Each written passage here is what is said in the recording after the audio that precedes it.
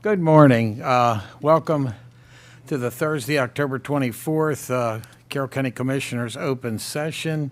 Because of the chamber breakfast this morning, we adjusted the time, and I hope that still doesn't mess anybody up, but it was a good, he had a good talk. I'm glad we did it.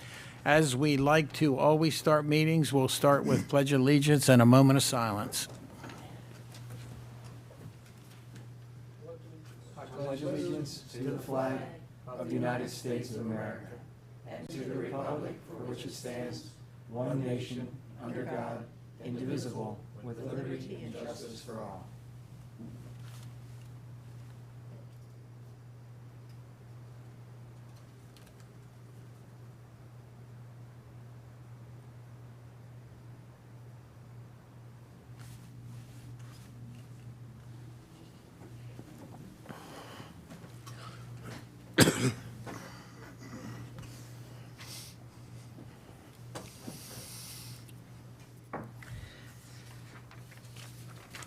Last week, I think it was, started, and Commissioner Rothstein wasn't here, so we will start with you today.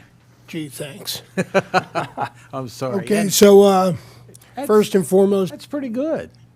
apologize with the voice. Last week, I was at the Baltimore Metropolitan Committee offsite, which was in St. Louis, and I will provide notes to my colleagues, and it was a good opportunity, especially to look at the region outside of St. Louis and how the things we're doing really well and some of the challenges that we still have. We do it every year, and it's just a good opportunity to kind of share notes with metropolitan communities. The second thing is, let's see. No, let's just leave it at that for now. Thanks. I'm good. Yep. Okay, thank you. Commissioner Vigliotti. Good morning, ladies and gentlemen.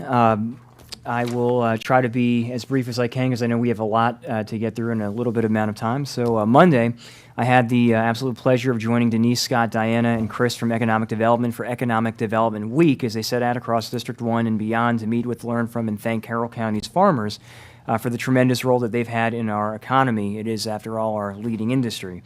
And how vital and how embedded in our communities they are and how they participate in, give back, and enhance the communities that they're in, whether it's Gardener's Gourmet of Uniontown, providing an incredible farm stand for what they and others grow and produce, whether it is Cedar Hedge Farm in Tawnytown donating beautiful flowers and produce to the town, or whether it is Pecantico Jersey Farm and Creamery in Union Bridge hiring locals, including young people, to work their homemade ice cream truck in season. These farms are all run by phenomenal men and women who love the work that they do and love the communities in which they live, and I was genuinely humbled to be a part of those visits. Tuesday evening, I had the pleasure of attending the Heidelberg Materials Lehigh Cement Annual Community Meeting in Union Bridge, in which they share information, updates, and answer questions about operations and plans at the cement plant and at their quarry over in New Windsor. Chris Hine and Daphne Daly from our Department of Planning were also there. Of note, the current plant manager, Paul Rogers, is transitioning out to retire, and the new plant manager, Walter Smith, is on the way in. It's really heartening to be in the presence of members of the community, but also a company that genuinely respects the community in which they find themselves a part. They're not some out-of-state power line company coming in and kicking down a door. They are a company that understands that they live among people who make that place their home. And so anything that happens, anything that occurs, they want to make sure the community knows about. So of interest, they're working on expanding the quarry in New Windsor. They figure that by the time it's done, it'll be 1,000 feet deep. It'll be the deepest quarry in the area. And also of note is that they're continuing to pursue environmentally friendly policies. Also of interesting note is they did talk about the power lines. I wasn't just bringing that up to take a cheap shot at the power line company. The transmission line, the way that it goes, is going to be threatening the expansion of Heidelberg. It'll be threatening over 160 jobs. It will be threatening millions of dollars of operations from that company, and it will be threatening the community. And so these are important things for all of us to be aware of and to know as we proceed. Wednesday evening, I had the pleasure of attending the Carroll County Public Library Board of Trustees, last night, trustees meeting. I will get to a little bit more about that in a little while when we do the proclamation for Library Week. And that's it for me this morning. Thank you. Did Lehigh let you climb everything like they did last time? No, but I'm going to go back. I'm going to go to the top of the tower. I'm going to go down to the bottom of the quarry again. Okay. Right, good. Chad? We're going to do it? Mr. Gordon. Good morning. I've got a couple things of note for the past couple, about the last week or so. So on Saturday, I had the honor of presenting a proclamation to Dr. Hobart at the Pink Fling event out in Carroll County for her 11 years of amazing service. And it was quite an exceptional event to be a part of that. For more than 20 years, the Pink Fling attendees have and committee members have spread the message that early detection saves lives, and it was just an honor to be a part of that and see a lot of familiar faces in the room, and definitely something that healthcare-wise people need to be very aware of and take advantage of that, and early detection does indeed save lives. Later that afternoon, I stopped over at the Westminster playground where they had Cares Healing Center had an event called What is Love, and that was an event relating to abuse and trauma of women in the community. And they had a wide array of T-shirts that had various messages. There's one of them there. Some dealt with domestic violence, some dealt with rape, other very poignant comments from survivors, and took the time to read every one of those shirts and to take to heart their comments and feelings. And it's one of the interesting things of note, and I guess interesting is not the best way to put it, but numbers have been on the rise from what they were telling me. And we were discussing that, and I was curious if there was any correlation to a reason that was occurring. And the hope is that it's that people are realizing that they can get help, and that's why they're seeing an increase, whereas, say, several years ago, they may not have stepped out and looked for the assistance. And I'm hoping that is the accurate reason. I hope we're not seeing other issues in the community that are causing these numbers and individuals to be abused for other reasons for the increase. Let's see, what else do we have this past week? Chris, what do we have next? Oh, yes, we cannot miss Collision Course's soft opening this week, which I had the pleasure of stopping in and seeing Tony and Ashley Gerald and the amazing staff they have there, and it was just absolutely exceptional. If you've ever been to any of their other venues, and they are finally open on Main Street, they're going to have their regular opening in the beginning of November, so congratulations to them. Great new business, so to speak, on Main Street, but definitely will help enliven and bring people downtown to downtown Westminster. And then, go ahead, Chris. We have from Exploration Commons, we have Candace Berger, who works there, but then also has her own cosplay business, who was just featured in Forbes on an article about cosplay and Halloween.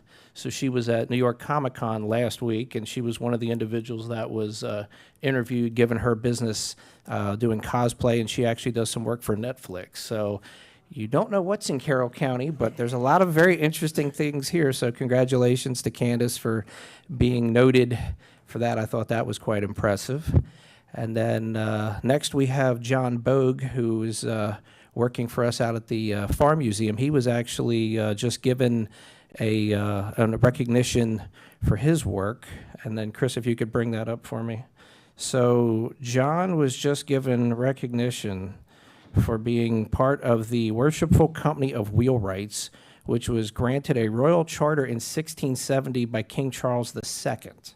And I'm not going to get into all the specifics of this, but it's an incredibly ancient livery company, and they deal with a lot of the various trades.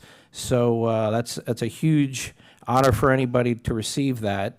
And then, of course, the company that and the organization still maintains charity functions today. So just wanted to recognize one of our Carroll County employees for an exceptional award, and congratulations to him as well. And then, of course, following on Commissioner Vigliotti, I spent yesterday at a number of farms. On the left there is Maryland Delight Beef Farm. Then we have the Zeps Tree Farm. I was out there as well yesterday with a number of people. And then we have the Captain Family Farms, which is a new business that just opened up about 2 years ago in Carroll County. So young couple, and they're getting into farming. So I think that's amazing that we're seeing people from out of the area that this is new to them. I mean, I know during the pandemic we saw some interest in people moving out of the bigger city life and in doing so, but I think this is fantastic. So it was great to meet them yesterday as well. And here we have me and Jane. We had to at least get one, fun picture out at Maryland Delight Beef Farm. So they had that set up at their roadside stand, so we thought we'd take a minute. So That's awesome. That's a scary scarecrow. it is, isn't it? And then I have one thing I wanted to show this morning, and I know most of us are aware of this, but I just wanted to kind of give a little more perspective maybe to anyone that's not. This is this is a portion of the route that's been determined.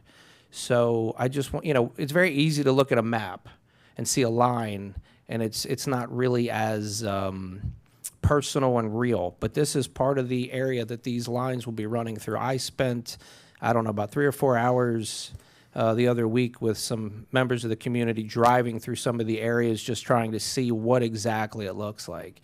And we know Carroll County's got amazing open land, but there's something different to seeing it either in person or in video than there is looking at a line on a map.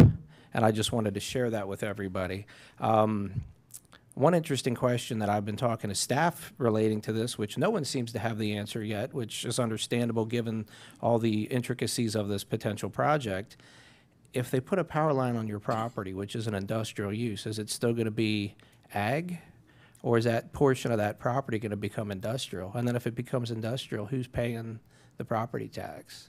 Which, of course, that would be something that SDAT would have to look at. So I don't know what the answer is. We're trying to look into that a little bit, but that's a great question for anybody that's potentially going to be affected.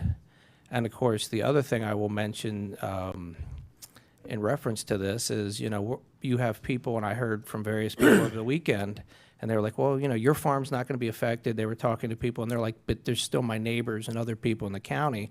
So, just because you're not affected doesn't mean it still doesn't harm the county as a whole. But more importantly, this is the first line. We can't think this is the only line coming into our county. There's going to be more. So I think we need to be very aware of that. And that's it for me today. Thank you. Commissioner Guerin. Is that all you did this week? That was it? It was a slow week. I mean, Slow week. Good morning, Carroll County. Yeah, that's interesting. I hadn't seen that before, so thanks for bringing that up. Sure. Just a reminder how beautiful our county is. We got to keep it that way. Interesting. Last weekend, I attended the. For those of you who are concerned familiar with the term Powder Puff game, I attended South Carroll's Powder Puff game, the seniors versus the juniors, and that was the roughest football game I've ever seen. It was supposed to be flag, and they decided they were just going to do tackle.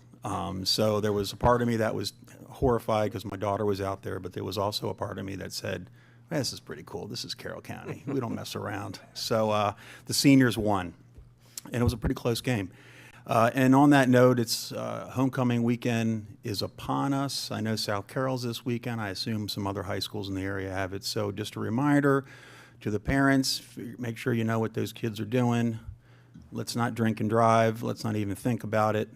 If that's going to happen, let's make sure we're not going anywhere near the road. And we all know that it does happen. So on a lighter note, though, this is my last high school homecoming. After a long line of homecomings, this is my last one. My daughter's a senior at South Carroll, and this is it. Sort of So- bittersweet, though. Kind of, yeah. More sweet still. Yeah, thank God they allowed you to return those dresses, because there's only about 5 or 6 in the house right now. So, but that's it for me. Thanks. Hey, Thank you. Can I just jump in real quick? Went to a Rec and Parks advisory board meeting yesterday. I knew there was one other thing. And currently there are 1 vacancy and 4 that are being recommended for their second term. The reason I'm sharing it is you know somebody who wants to get involved, just volunteer and get involved. There's so many opportunities. And, you know, with everything from rec and parks to environment to planning and zoning and, you know, everything in between, just great opportunities to be the eyes and ears for us and more importantly for our community. A few things. The Bear Branch Pavilion is about 75% complete right now. Piney Run is putting up pickleball courts, so for those playing pickleball. Freedom Park, the playground, is about 3 weeks out from starting for development, so that's going to be a massive undertaking. Just great opportunities. And then later on, in a few weeks, we got, and I mean, we're close to November, Santa Calling in the beginning of December, and Volunteer of the Year, which is next week on the 7th. Yeah, so again, we couldn't do it without the volunteers. We couldn't do it without our awesome team that is out there running rec and parks, and just wanted to say thank you to them for allowing me to sit in and participate yesterday. So that's all. Thanks. Okay. Yeah, and we're going to talk about self-help today a little bit because it's changed since we approved it, and so we'll get to look at some of those projects. So thank you. First, I'm going to talk a little bit about family. We went to North Carolina, visit my daughter Friday, Saturday, Sunday, went to Florida State's game at Duke on Friday night. And, well, I'll cut to Sunday. My entire experience up until Sunday with golf was we were at Mitchell's batting cages, which are now Baltimore counties, and we were doing batting cages, and two boys said, "Hey, what's that?" And I said, "That's a driving range." So we went over, got a bucket of balls. We're in a plywood booth, so I hit first, and it wraps both sides of the booth. I hit second, and it wraps both sides of the booth. One of my sons hit one, and it wrapped both sides of the booth. And they said, "Do we got to do this?" And I dumped the bucket of balls out in the net, and we went back to the batting cage. So that's my experience prior to this. We spent 2 hours at the driving range. That's my two of my grandsons to the left, and that was probably my best swing. I don't think it doesn't look like even Caddyshack. Friday we went to the game. That's my daughter, and again, all three of the grandsons and my son. We tailgated at Duke, met a lot of people there. It's always fun at the football games. Whoever you talk to, that's the band playing from our seats, and Duke's got a nice stadium, and then yeah, that's. Sunday we went to, I think I need my glasses. Yeah. Sunday we toured UNC's campus and walked around. The grandkids are interested in UNC. My son and daughter-in-law went there for grad school. So we toured all that. That is the Well. For any of you that follow UNC much, that's the biggest photo op of the campus is the well that's been there forever and ever. So the family did those pictures. The left picture is us lounging at the golf course. But again, it was a great weekend. I mentioned, go ahead. Yeah, a bunch of us went to the Farm Bureau dinner. And I don't know if I had this group picture back when we talked about going, but there's us at the Farm Bureau dinner, which, again, ag is the leading industry in Carroll County, and a good group of people. We talked a little bit about the transmission line, and of course they're fighting that. But it was nice. Secretary Addix came up and spoke a little. It was a nice event. And then, do you have the picture of the? Yeah. This is. I just got at that dinner. They gave me these pictures from the fair. We try to support somebody each year, and we bought half a hog and a whole steer, and that's my most of my grandkids at the first picture. And it's interesting. I'm sure, Commissioner Guerin, your kids are much better behaved. Early in the fair, we bought the hog. They all wanted to be in the picture. I told them, whenever we buy a steer, we're going to go home. So we were bidding on the steer, we got it, and they all frickin' disappeared. I couldn't find them anyplace, so they're not in that photo, and we did round them up in the next 30 to 60 minutes and got home, but they loved the fair. So I just wanted to say that again. 4-H, it is so much that those kids do, and other than animals, they do speaking, they do judging, they do writing, they do so much stuff, and for Carroll County, it's just great. And of course, they follow up. Oh, that's back to my daughter's house. My brother Frank was very active with my daughter as she grew up. They would take her camping and boating and whatever. Well, it was his 70th birthday, so she had her front yard decorated when we got there from the airport to surprise him. But And I thought it was Commissioner Figliotti's dog. Maybe. say again. I thought maybe it was Commissioner Figliotti's dog. Well, that's right. He's 13. He's 13 now. It could have been a birthday for his dog. I got to send you his birthday picture. I think you'd like to have that on your phone. Yeah, I'd like to keep that forever. Sorry. Oh my! I love your dog. You know, just like a kid. I wanted to mention this afternoon, Carroll County Community College's women's soccer team is in the playoffs at 4:00. Most of us are booked and probably can't get there, but if you can get there, it's. I got to see their first goal ever in the history of the community college earlier in the season, and to me, for women's soccer in their first season ever to make the playoffs, I think they're fourth seed playing the fifth seed today, so it should be a very good game. I wanted to mention that. We've mentioned the transmission line.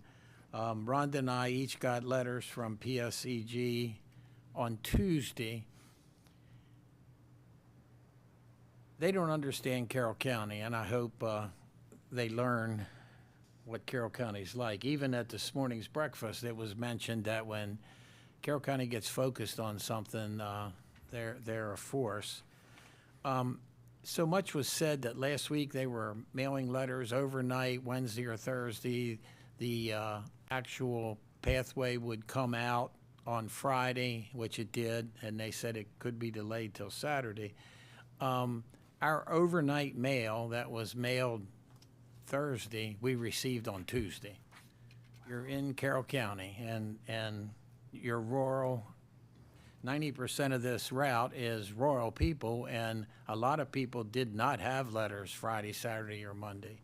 And we're in proximity is why we got a letter, and ours is the one house on the 35 miles in proximity that's on the historical register. So we're not happy, but it crosses our neighbor, and it crosses down the road, in theory, in front of a house he built, between a house he built 40 years ago and a house that his grandfather lived in that was built 200 years ago. And I think there's only 500 feet between the two houses, so a 150-foot right-of-way is going to run right between them. And I find that pretty disgusting, and we've got to keep fighting. Saturday morning's the environmental symposium out at the Ag Center, and I'm going to try to stop by there. That's always a great event. And Saturday evening at the Manchester Carnival Grounds Auxiliary Building. Our group, Manchester Wrestling, is hosting a crab and oyster feed, and I know we're in competition with the crab cake thing going on in Westminster, but we have a pretty good crowd, and right now for 208 people, which could change, I think we have 24 bushels of crabs and 2,000 oysters. So it should be a good evening, and I look forward to seeing all the wrestlers and that. And I've talked way too much, so I'm done. And now Commissioner Vigliotti is going to talk about the Friends of Carroll County Public Library. Well, Andrea, you anybody who want to come down to the front? Our Friends Board here, so I'm going to let them come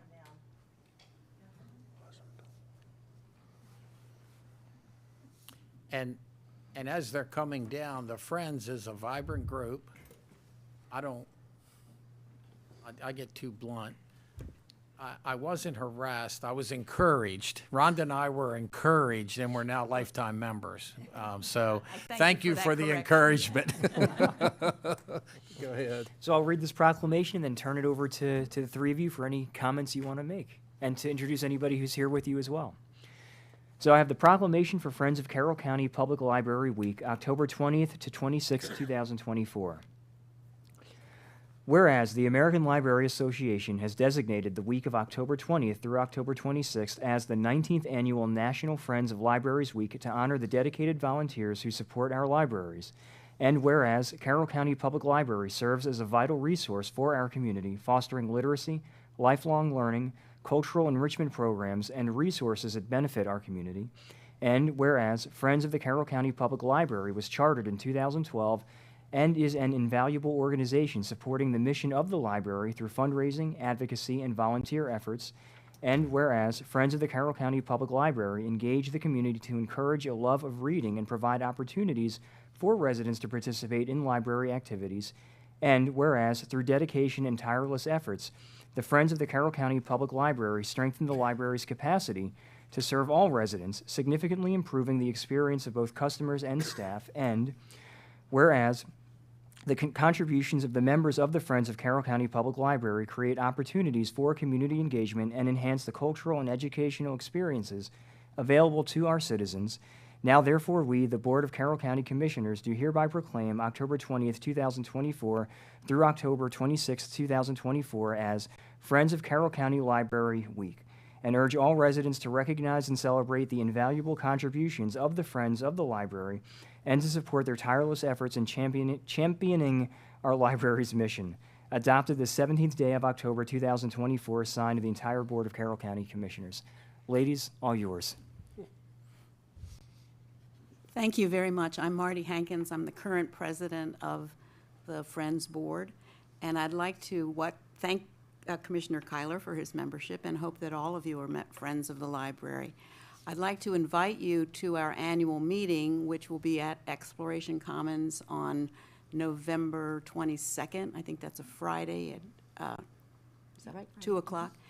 We're planning a tea sort of event with some food and some special surprises. And our own director, Andrea Bursler, will be talking about the history of the library, specifically in Carroll County, but in libraries in general. So hopefully you'd be able to join us for that celebration and annual meeting. I just wanted to say that we are passionate partners for the library. And it's an honor to be an advocate and be a part of such an amazing system that we have in Carroll County. I think it benefits everyone, and it's an honor to be able to be on the board. Hello, I'm Kathleen Campanella from South Carroll, and once again, thank you for your support. Carroll County is a fabulous place to live, as we all know, and a fabulous place to read and learn. And whether you have children, grandchildren, starting a new business, conducting research on ancestry, the library is there for everyone at every age. Thank you.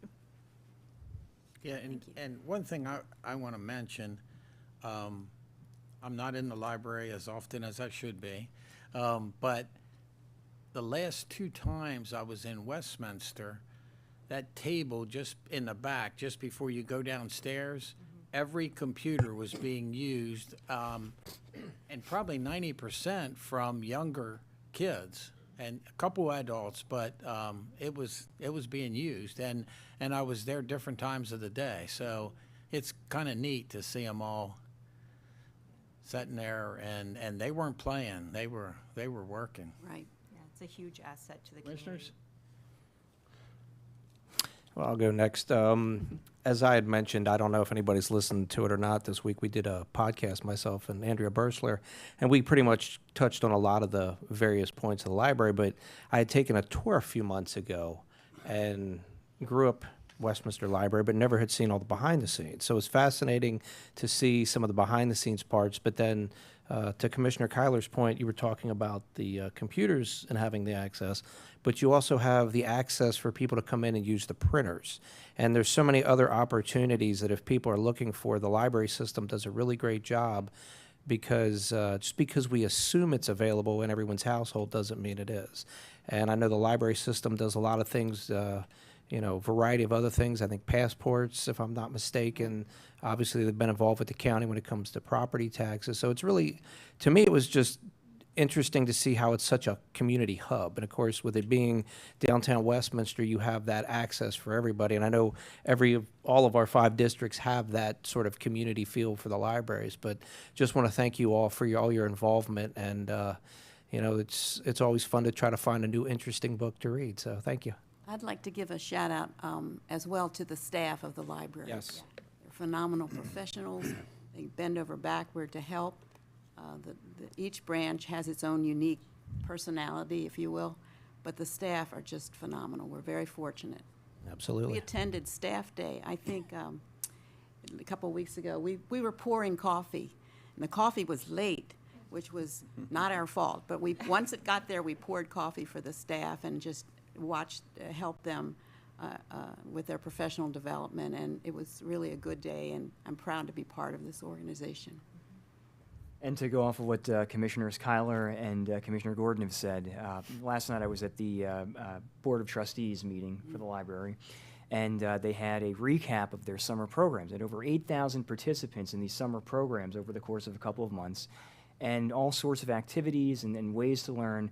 And to me, probably the most interesting thing about all of them, they had a day where they brought in tarantulas and a giant python or a boa constrictor or something, right? And these kids are absolutely fearless going up and holding these things that I would not be holding any of them. I had another, there were 2 wasps. Look at Lehigh, you like trying everything. You don't want to try this? There were 2 wasps last night floating around in the room, right? I will go to the top of the tower at Lehigh. I will give a speech to a room of 1,000 people, but you put me alone in a room with a wasp or a tarantula, I'm done. No, I'll echo what's been said. My library is Mount Airy Library, and it's very busy. It's really serving almost 4 counties, and that parking lot is typically full. I am a frequent user of the library, and so are my kids. So thanks again to the Friends of Carroll County Libraries for your support for our libraries and the employees there and everything that's going on. Couldn't do it without you.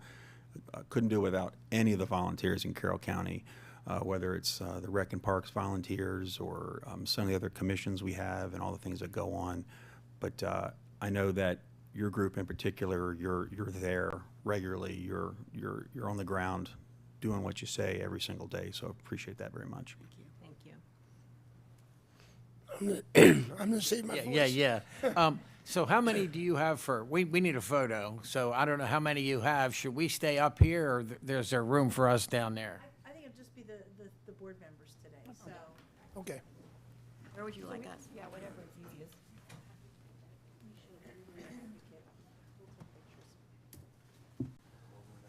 So we should go down.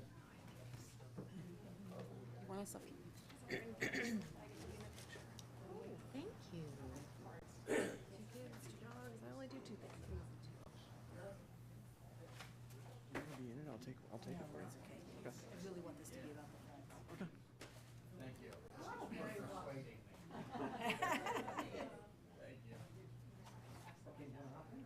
Will you have to speak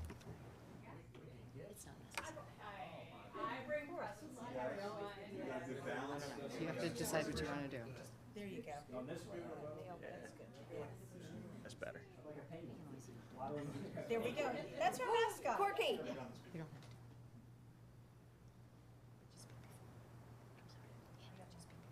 She's good.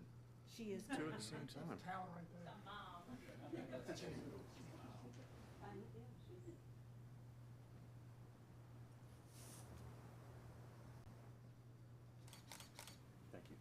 Thank you. Thank you. You got shushed. It's in the blood.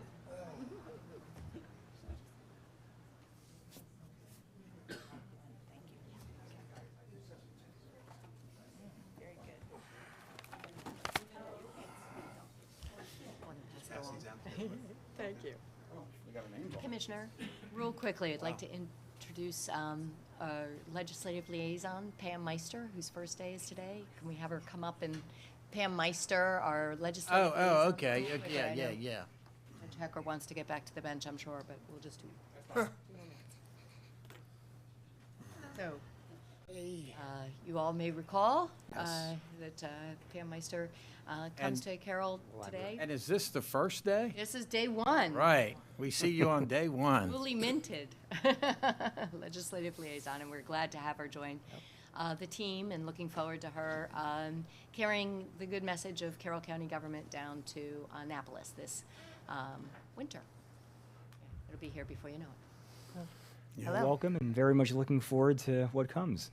Thank you, me too. Thank you all for the opportunity. Yeah. Are you aware of the Mako initiatives, the 4 initiatives?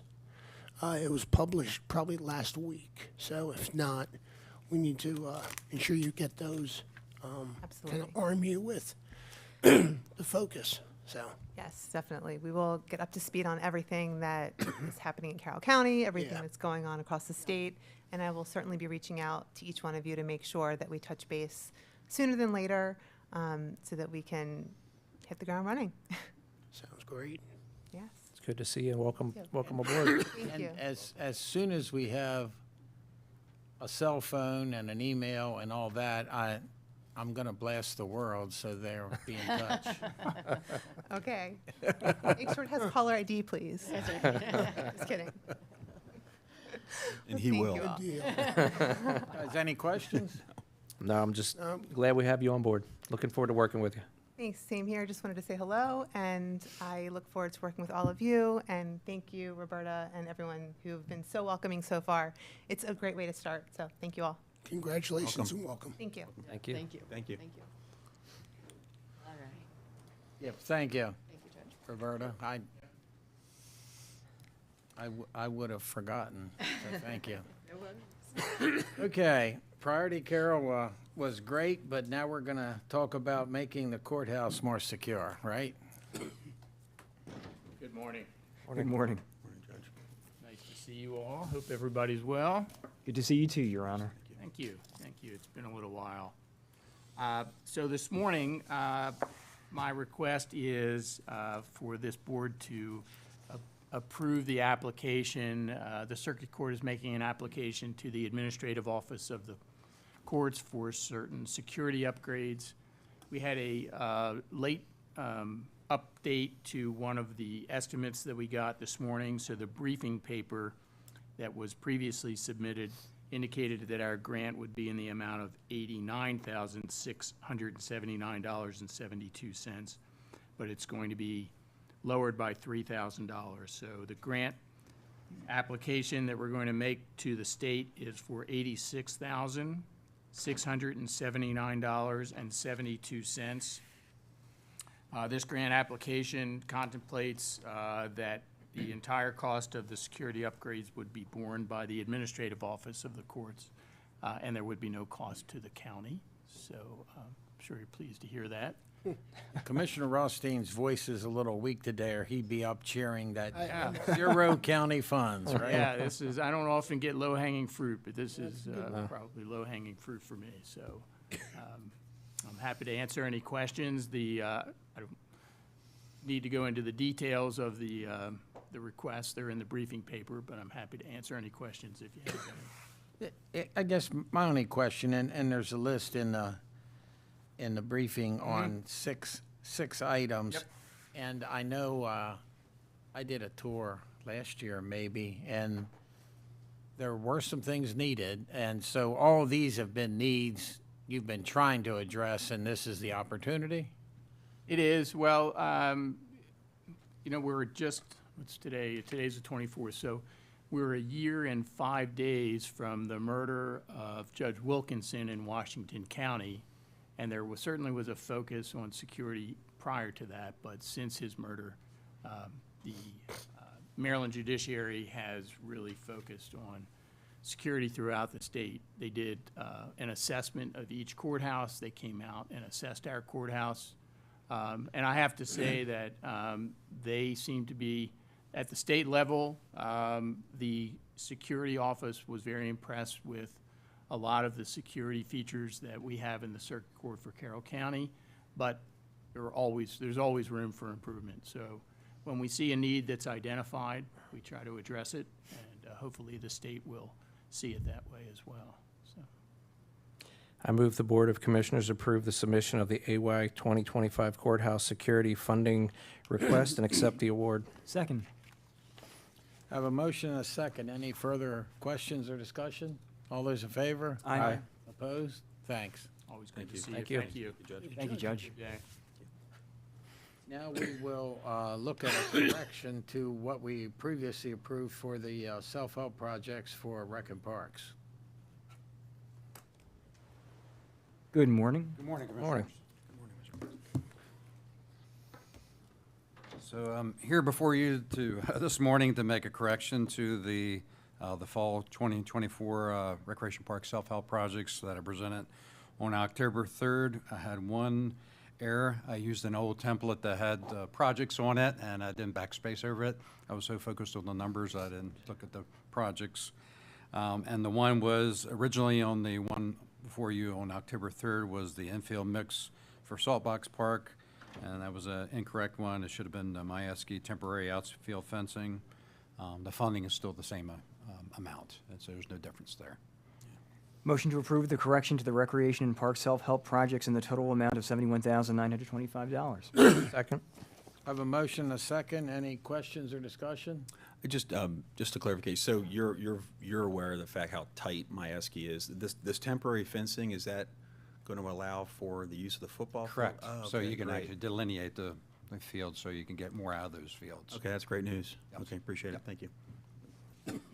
Exceptional circumstances, pursuit of adequate public facilities ordinance for Mineral Hill subdivision. Good morning, everybody. Morning, Commissioners. Good morning. So we are here with Mr. Potapan, who's the developer of the Mineral Hill subdivision, and have a request for your determination. I'm going to turn it over to Laura. She's going to talk through the specifics. Thank you. Good morning. Morning. Yes, so the request is for a determination of exceptional circumstances particular to the Mineral Hill subdivision and its plat recordation schedule. So this is a subdivision on the south side of Oklahoma Road near Mineral Hill Road. It is a 14-lot subdivision with 13 new residential lots being created. One of these lots has a house on it that exists. The plan did receive a final approval from our Planning and Zoning Commission with an understanding that there was the construction to address an inadequacy in this area at the Freedom Elementary School, that the understanding from the Planning Commission was that the construction timeline for that school relates to the recordation of this subdivision plat. The recordation does create those lots, makes those lots sellable, buildable, etc. But because of that inadequacy at the Freedom Elementary School, the planned construction for that elementary school is set to open that in the 27-28 school year. which per the code means that the recordation of the subdivision plat must be deferred until that time that the construction is underway and near completion, okay? And that is per chapter 156, our adequate public facilities chapter, that recordation is delayed. So that was a condition of approval. However, that same chapter does allow plat recordation if the Board of County Commissioners determines an exceptional circumstance exists. So that determination by this board would permit that subdivision to process now completely through that legal process and create the lots. So the Mineral Hill developer, Mr. Potapan, who is here with us, is requesting the board consider a petition of exceptional circumstance due to the current housing situation in Carroll County, the shortage that we all know exists, as well as the minimal impact that these 13 lots would have to the Freedom Elementary School itself. So I move that the board determine the existence of exceptional circumstances for the Mineral Hill subdivision to allow immediate plat recordation per chapter 156 of the county code. Was I supposed to wait? Is there discussion before that part? Well, that's their motion. Okay. That would be our job. Right there, I read it for you. Yes, but that's the recommended You action. should read it yourself if you do wish, yes. Covering all the A couple things I'd like to say. I'm in favor of this, but I'm also in favor of looking at these adequate facilities, or whatever it's called, concurrence. And I want people to understand that are listening, Freedom Elementary, by the state method of how many kids ought to be in the school, is inadequate. It has portables. It is one of the best performing elementary schools in Carroll County. If I were moving to Eldersburg area, I'd want my kid or grandkid in that school because it performs very well. So and my opinion, years ago, when all this was developed, our schools were overcrowded countywide. We were trying to build new schools. That's not the case now. We have plenty of capacity, and I've argued both when I was Board of Ed and now, 14 houses doesn't make a significant difference in an elementary school. B, that's Carroll County Public Schools' problem, not ours. Let them redistrict, build a new school, do whatever they want to do. Let them handle the kids. The way Freedom Elementary is performing, they're doing a pretty good job right now. And so I don't know that we want to decide, especially with state calculations, how we feel about a specific school. And that's my opinion on this. Yeah, I absolutely concur about Freedom Elementary. I have not met a resident who does not appreciate the value of Freedom Elementary. Also, the concerns of its overcapacity, in their words. 14 homes, this has been in the works for quite some time. I mean, from concept to where it is. You know, when I was on the planning commission, I remember this coming up. So, the comment that you made, Laura, exceptional circumstances, further define what exceptional circumstances is.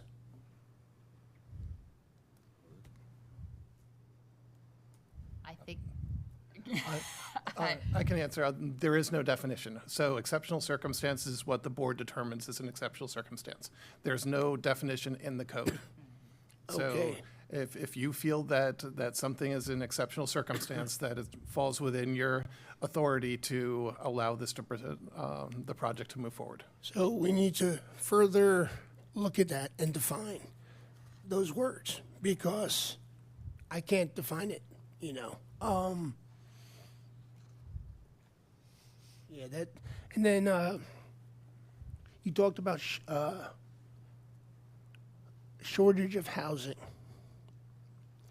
The homes that are going to be built, are they going to be in the inventory that folks can afford those type of housing? That's, I mean, if it's, $750,000 homes, then new community members are not going to afford those type of homes. If they're 350 to 400,000, then it's in the ballpark of, our challenges with homes.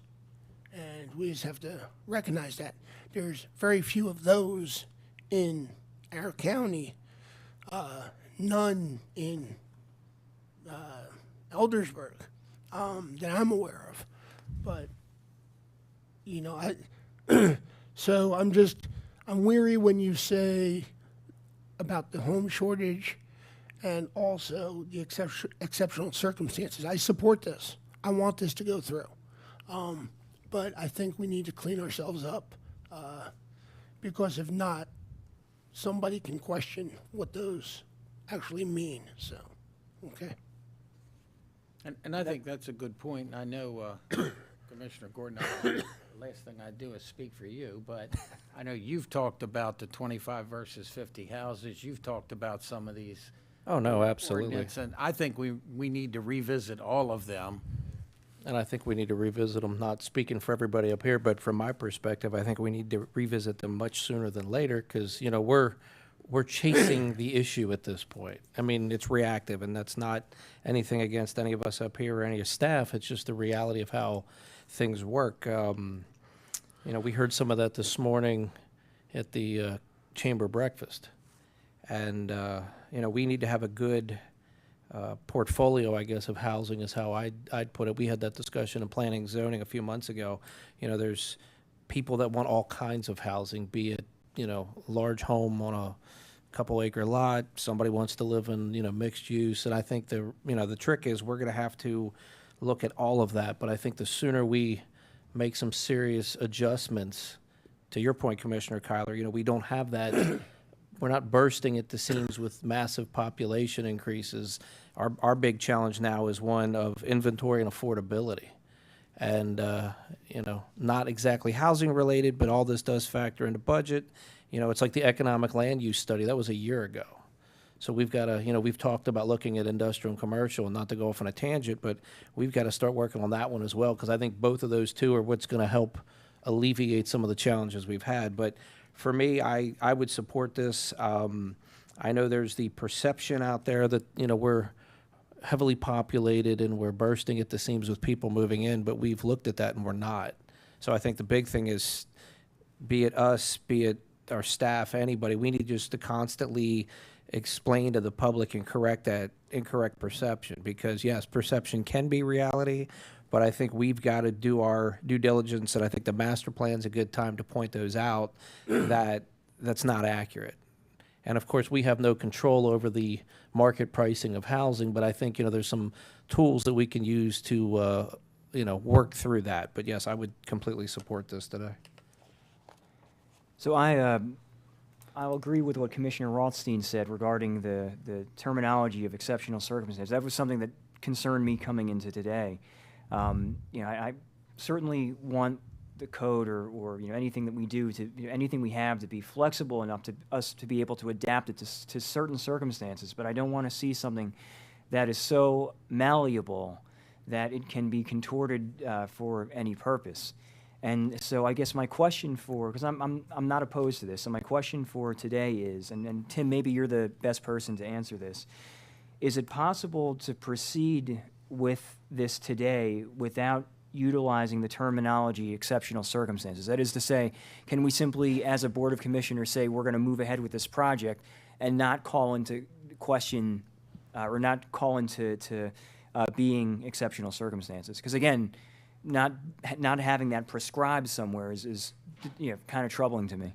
Well, you should use the term exceptional circumstances. If you want to flesh it out a little bit, exceptional circumstances being X, which is beyond the control of the developer, and unexpected, and that sort of thing. You can certainly spell it out a little bit. Well, are we talking about exceptional circumstances specifically regarding the schools and only the schools? No, So- no, so this what is, are we? this is exceptional circumstances related to the development that gives the board the, if there is the desire of the board that there are some circumstance, and so, I think one of the issues here with defining exceptional circumstances is we can't come up with all the different potential variables that could be an exceptional circumstance. I mean, I think it's vague for the purpose of allowing you all to make a determination that, yeah, this is something that was never considered, we never thought of. I mean, when this code was drafted, a housing crisis and a lack of housing stock around the county was probably not considered. And so to quantify and give specificity to that definition would then maybe tie your hands or future boards' hands for looking at, well, we never thought about this. So I think in this case, it's good that there's some vagueness in the definition, and it allows you all, if the majority of the board feels that, yes, there's this circumstance that we never anticipated, and for that reason, we feel the developer should not be held up by the strict letter of the law, and should be allowed to proceed. So wouldn't And you? I'm sorry, it's also something the developer is not in a position to fix. I mean, Right. 13 lots, you're not going to build a new school or an addition of the school. But then once we make a decision and we move forward with this, we're setting a precedence in allowing these homes to be built, these 13 homes. So setting that precedence, would we put that somewhere so we know, here's the list of exceptional circumstances that we have, defined over time. And if we have, it makes it easier for us to say, hey, we did this, down in, Mineral Hill, and now we're looking, down Mount Airy or someplace else, and it fits hand in glove. Because right now, if we don't do that, my concern is if we don't capture that, then anything can be an exceptional circumstance. Right, and that was the concern that I had. And going right to the heart of what you're talking about, that's actually common law where you build upon precedents when you make determinations in current situations. And so if we could alter the motion then to reflect the specific circumstance that we're contending with. Yeah, I think, based on that would be a giant mistake. Let's say we say, okay, these 14 lots are all 0.65 acres. Then if I'm doing 100 lots that are 0.65 acres, I'm going to come in here and say, hey, that's why you did this. How can you turn me down? I think the existence of exceptional circumstances, leaving it more vague, helps us not set a precedence. But I do think we need to look at this and this whole concept sooner rather than later, as you said, because of the vagueness. I would. Basically, you say we're overthinking. Yeah. Well, I think so. I think if you, it's my experience over a few years. Your voice isn't good, so you can't have any age discrimination. When you write bylaws and constitutions, and you get very specific because of a case, and you regret it 2 cases later. I think, but No, and I understand your concern, And- and you're much more the writer and the word person than I am, and you get concerned about that. But I think we need to do this, and I think we need to get the rules either modified or not modified sooner rather than later. Well, I'd agree with you, Commissioner Kyler. I mean, I agree actually with what everyone said, and I know that sounds strange, but yes, at initial glance, you go, how do we modify this and to not have that flexibility? But I think the challenge is, flexibility needs to be there in some fashion, because you look at, say, 2018 and the housing inventory of 2018 versus the housing inventory we've seen this past year, when we're down to 100 versus, say, like 1,900 homes or so. No one forecast a housing crisis. So to me, whether it be local, state, or federal, an exceptional circumstance would be a housing crisis. by definition. And I think the challenge is, while we want to have some level of guardrails, and I think the guardrails are partially the fact that it would take three of us to grant that, exceptional circumstance, we don't want to be in a position where we lock ourselves too definitively in, because something that might be an issue today might not be an issue 5 years from now, or vice versa. And we have a letter that we could refer to, but like, for instance, we want this to be because there's a shortage of housing units. I think we're making a mistake to make a specific reason that other people can use against us. Sure. All right, so then help me. So I understand that exceptional circumstances is not specifically prescribed or defined within the county code. But where in the code does exceptional circumstances pop up? If you can give me the context for where that phrase appears, and that might make me more comfortable moving ahead with this, specifically as the motion is written. Good point. So, Because if that phrase shows up in the context of Yep. that phrase. So we're looking at, specifically here, we're talking about section 15605, which is the adequacy approval. And it says, no residential plat may be recorded until a relief facility plan to address the inadequacy in the current CIP has construction underway and completion is anticipated within 6 months, or the Board of County Commissioners has determined that exceptional circumstances exist. Okay, that certainly better contextualizes it for me.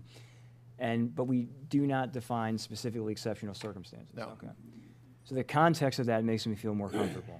That it's not just a phrase that's floating around, that it actually is anchored somewhere in our code, in addition to an actual process that has to be, okay. Absolutely. It's very specific to the place where we are in the process of this development, which is specific to the recordation of the plats, which allows Mr. Potapan to move forward with recording the plats and start construction. So I've been consistent in my view of these issues, and I'm a big fan of the Adequate Public Facilities Ordinance, so where I come down on this shouldn't be a surprise, although I do emphasize with the builder having to wait and wait for these things to go through. I'm not a big fan of vagueness or precedence, as you will, when it comes to government, county government, federal government, whatever the case may be. I have a similar concern about the language, and I think it's probably something we need to take another look at, though. People need to understand what the words mean in our ordinances, and if we start to have that vagueness in there, I think it just leads to people trying to understand why decisions are made, and then it leads to bad feelings. And as far as, housing in the county, inventory and affordability is a tough one. I mean, a builder, you should have every right to price that house in market value. I mean, that's the bottom line. That's the country we live in. Unfortunately, right now, it's out of a lot of people's reach. But I'm all ears on the inventory and affordability equation, but I just haven't heard a really good solution yet, other than, trying to look at other areas within the county. We keep talking about commercial and inventory as trying to make up for what we're lacking on the residential side. So, and one last question, and have exceptional circumstances been invoked or used before in the process of development in the county? I know of one time since I've been here that we have been before you. It was not regarding schools, but it was an exceptional circumstance, I believe, regarding a fire and EMS situation. So, again, once in the past Do you have a 12 years. feel, how long ago? Guess. 10 years. 10 years ago. And, yeah. Yeah. So it's not like we're invoking exceptional circumstances to, So it's been used, but it's not often. Correct. Correct.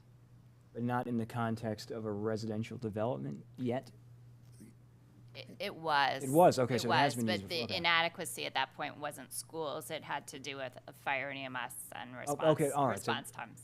Okay, all right. So that, I apologize. That was what I missed. It was Yes. EMS in reference to a development, not EMS on its own. Okay. all Correct. right. Well, and I'll just mention one quick thing. I know Commissioner Guerin was talking about the issues with housing pricing and so forth, but I know I've said this a couple of times, and I'll bring it up yet again, and I know staff's working on this. We do need to take a look at moderately priced dwelling units, because that is going to bring in some level. It's not going to solve the problem completely, but it is going to potentially allow for us to capture a portion of housing that we could actually have for people that can't afford those higher market price points. And, you know, the market's going to do what the market's going to do, but, you know, at some point we may see the market change in some other fashion. I mean, nobody's got a crystal ball, but I do think that's going to help a little. Because to your point, Commissioner Guerin, if we just keep building to build, we know the market's just going to keep moving that needle. But I think by trying to adjust it and have a little more control on it with the MPDUs, I think we can at least start to work on that a bit. I don't think it's a perfect solution, but I think it'll help. I think we have to work on it, and everybody's had some great comments. And to me, I've rarely, I don't want to say never, met a developer who wanted to do a subdivision and develop lots that he couldn't sell because people didn't want to buy them. So as far as the market, I think we need to defer him to make the stuff saleable. You don't do real well if none of them sell. So, a motion? I will make a motion to determine the existence of exceptional circumstances for the Mineral Hill subdivision to allow immediate plaque recordation per Chapter 156 of the County Code. Second. I have a motion and a second. Any further questions or discussion? All those in favor? Oh, hold on. Oh, I apologize. no, go ahead. I'm still thinking about this. Yeah. Because, I mean, Commissioner Guerin, I agree that I just don't want to jump the gun on this. Is the only, and I don't like subjectivity. I just, it makes it very difficult. Is the only reason that we're looking at this dealing with the schools? All the other infrastructure Yes, is there. yes. And Commissioner Kyler, you just like cut sling on Board of Education, so you're saying it's their problem. Well, and again, in his letter, back when this process started in planning, Right. I was on the other side of the fence, and you were arguing we needed to redistrict, we needed to Right. do stuff. They haven't, and from Board of Ed side, you redistrict to save money or enhance academics. When you've got one of the best performing schools in the county, I don't think you're going to enhance academics. So I feel strongly if we we have a whole different situation than when this was developed. All the schools aren't crowded, a few are. And if they get more students, we heard this morning from a guy whose wife works in Baltimore County schools, how good Carroll County is. They're figuring it out. And that's not our area of expertise. But yeah, I think, but when this process started, I think the current county commissioners thought this would be solved by now. Right. We've been, 6-8 years, and it's no better. So, to me, that tells something.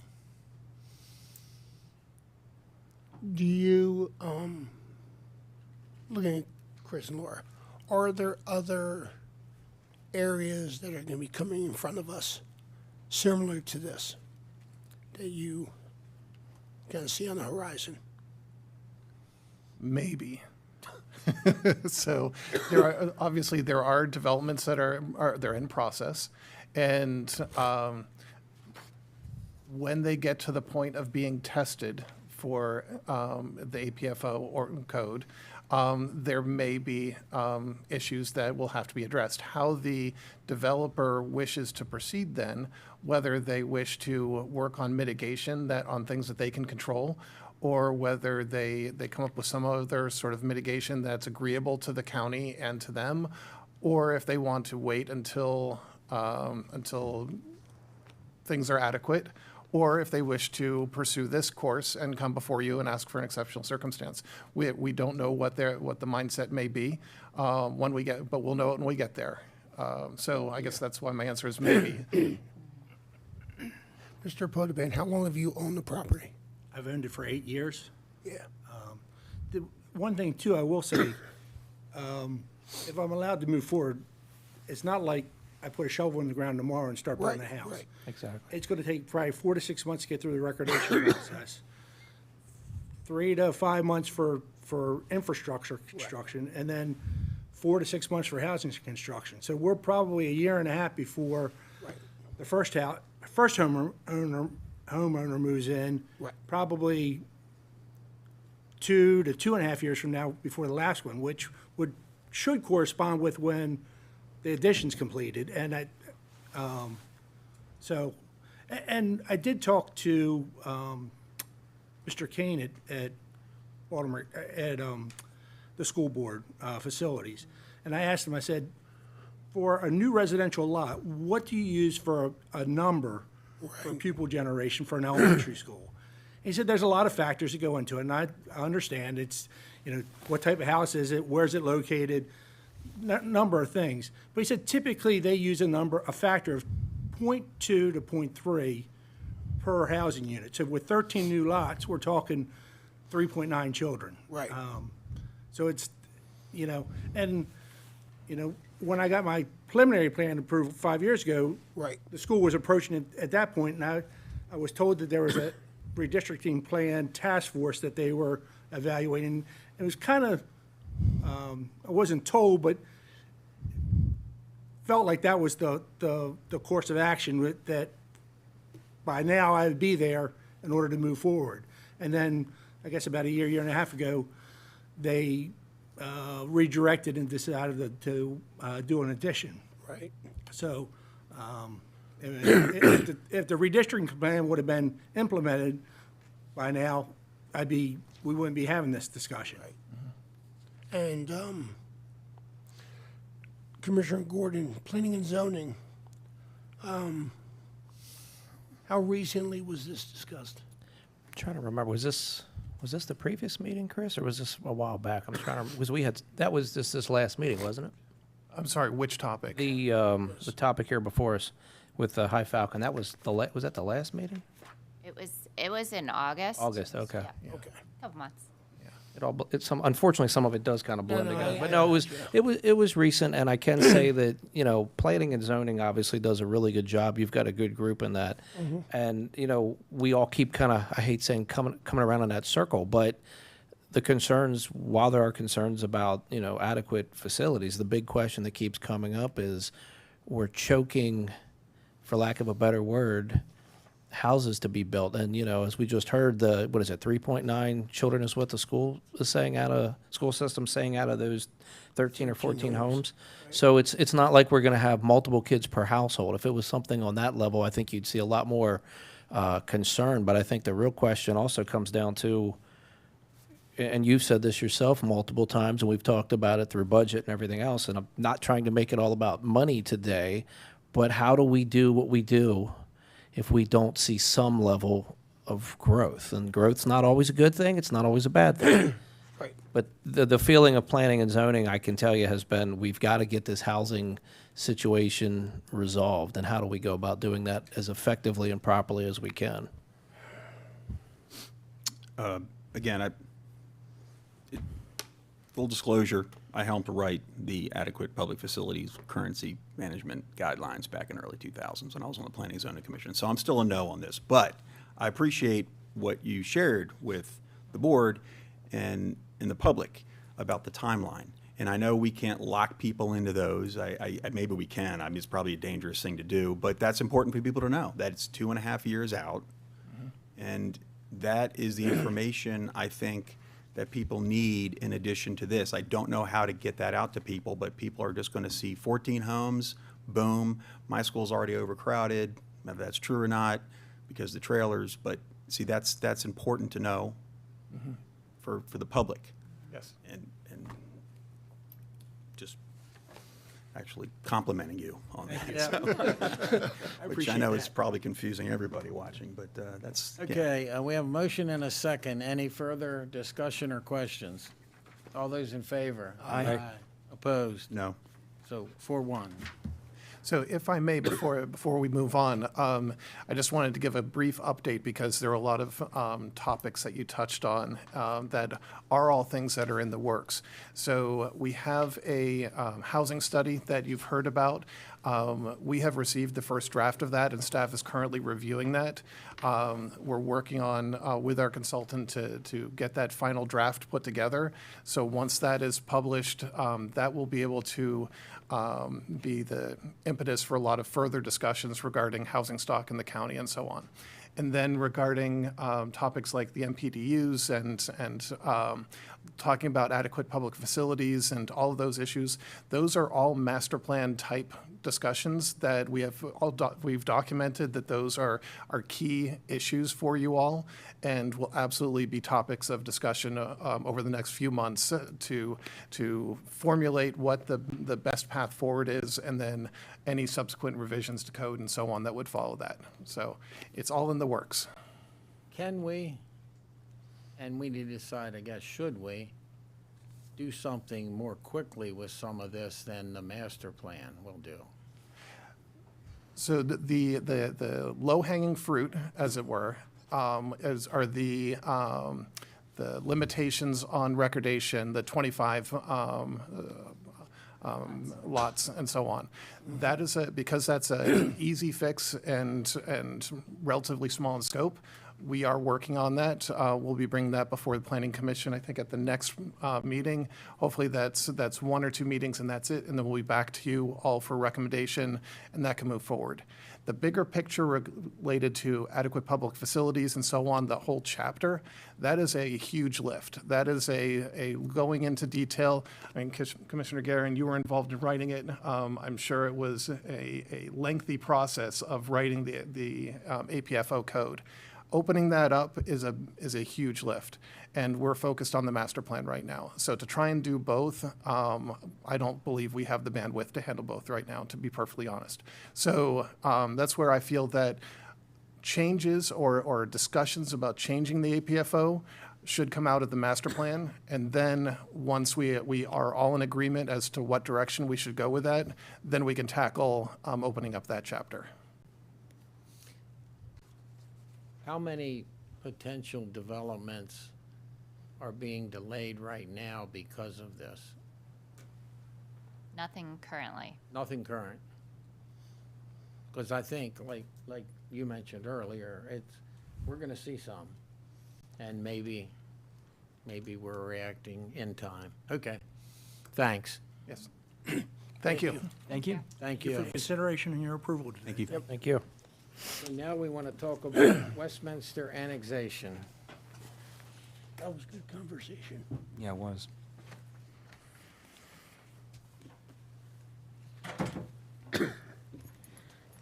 Good afternoon to both of you. Oh, good afternoon. Good afternoon. Yes. I'm here with Hannah Weber to introduce and discuss and possibly decide on Westminster annexation number 78, the High Falcon Realty property. Yes, thanks, Daphne. So this property is just over 6 acres, located on Maryland 140, just outside of Westminster. Here on the left-hand map, this blue star indicating where we are in the greater Westminster area. You can see by this gold and black outline, we are inside the growth area boundary. And on this right-hand map, you can see that we are adjacent to the current corporate limits, so this annexation would not be creating an enclave. Currently, this site is improved with a vehicle sales lot and a vehicle repair shop. It's actually the Lynn Stoller property on Maryland 140. It's been explained in the annexation packet we received that the property owner is wanting to put a car wash on the property for the cars on their lot. So they will be needing more water from the city, and the city is requiring them to annex into their corporate limits. The current zoning of the property in the county is C3, Commercial High. The request is to bring the property into the B Business zoning district in the city. Because the uses are similar in the C3 and Westminster's business zoning district, there is no zoning waiver required.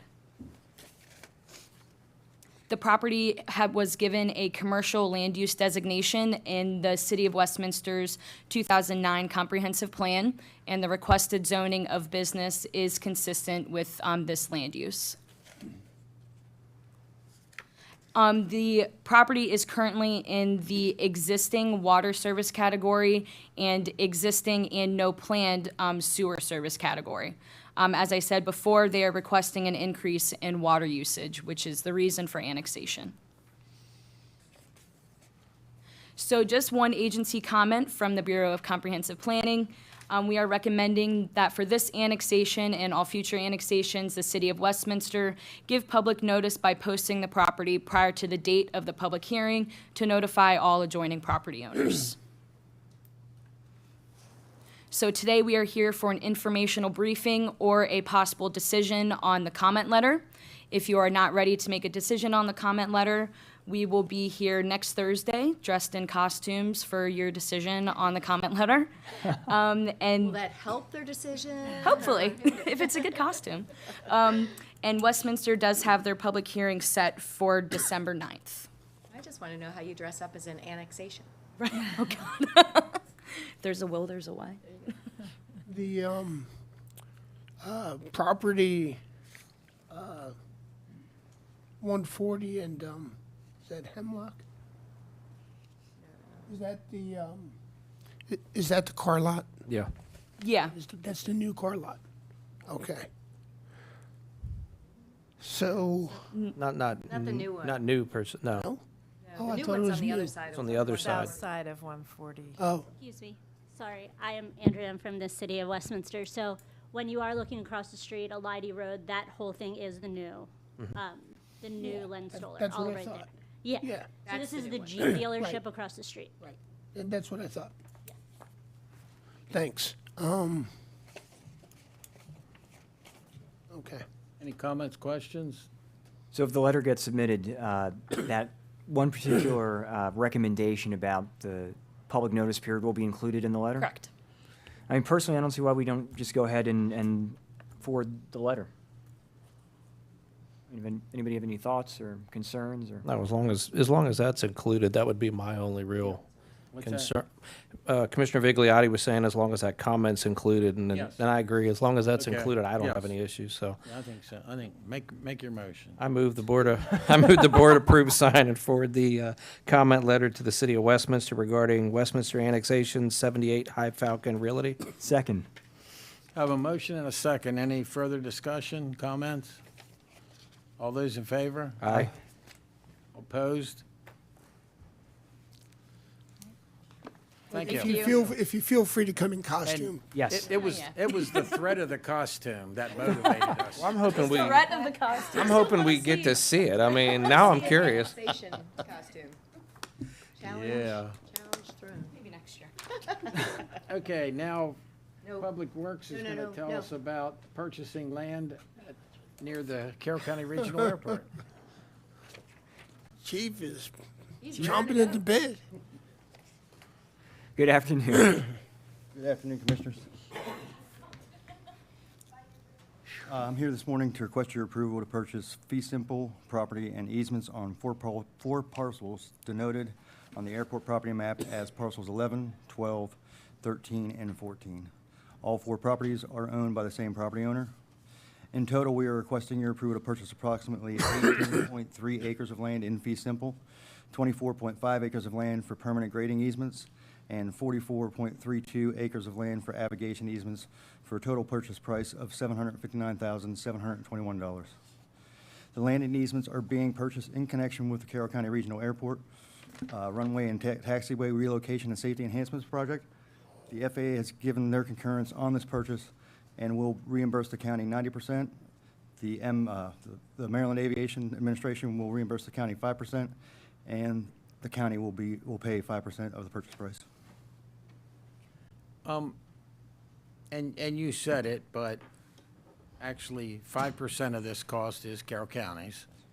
And it's a number of properties put together, so the total figure might stagger some people, but how long have you been talking to some of these property owners? Myself, at least 3, 4, 5 years now, somewhere in that, somewhere 4 years or so, but, Yes, yeah, our- this our isn't consultant, a Delta rush Airport to Consult- judgment. Yeah, our consultant, Delta Airport Consultants, has been on it for about 20 years. Yeah. So when in the process will the FAA reimburse outlaid money? We've already started getting some reimbursements. And for example, we've had several parcels already reimbursed. The asphalt plant will be reimbursed next year. And we just, actually, 15 minutes before I came up here, we got the ACIP plan from the FAA.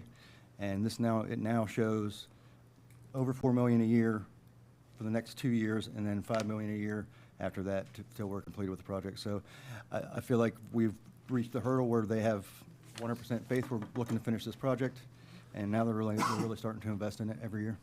You have support from the Steeler fan in the back. We summoned Ted. Yeah, on this idea of reimbursement, I just want to make sure The mic up, just in case. Thank you. the board is clear. We are on the spending pattern that we need to be on. The FAA's reimbursement is a pattern that they are on, and they don't match very well. So this is not necessarily about this specific project, but we will be getting money for years from the FAA, and eventually it all comes together. Thank you. In your motions, your recommended motion, can you add that to the recommended motion so it's clear that the overall cost is X, and with reimbursements from the state and FAA, the total cost is $37,986. Kind So- of get cut to So the you'd chase. like the motion to read as written, plus the last sentence of the paragraph above it? Yeah, just so it like, Yeah. it meets what you were asking. Yeah. Absolutely. So that's all. We can do that. You can make the motion? I'll give it a go. Yeah. But in the future, I will make sure that it Yeah, comes to that. I appreciate because Yeah. it is, a sticker shock when you see Yes. something and then you realize, well, you're only paying 5% of it. So You're only paying $37,000 out of $759,000. Yes. All right, I'm going to give it a go. Motion to approve the purchase of land and easements on airport parcel numbers 11, 12, 13, and 14 at Vision Way Drive for a total amount of $759,721, with the FAA reimbursing the county at 90% or $683,748.90, and the MAA reimbursing the county 5% at $37,986, leaving the county to ultimately pay $37,986.05 of the purchase price. Well done. Why, thank you. I better get a second on that one. I have a motion The one you just had. I'll second it. and a second. Any further questions or discussion? All those in favor? Aye. Opposed? Thank you, Commissioners. Thank you. Great work. Item 7 is the continued funding through CC Visa for New Windsor, Limeboro, and Union Bridge volunteer fire companies for staffing. I think we have some cards. Do we have anybody on the phone? No, sir, we do not have anybody on the line.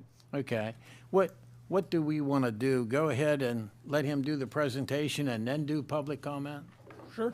Or do the public comment first? Well, if we let him make the presentation so the public knows what we're talking about. Gotcha. then, yeah. Okay. Okay, actually, good afternoon. Good afternoon. Commissioners, and introduce our Deputy Chief, Paul Supko, and I want to recognize the leadership that's here today from Lineborough, Union Bridge, New Windsor, and the Carroll County Volunteer Emergency Services Association.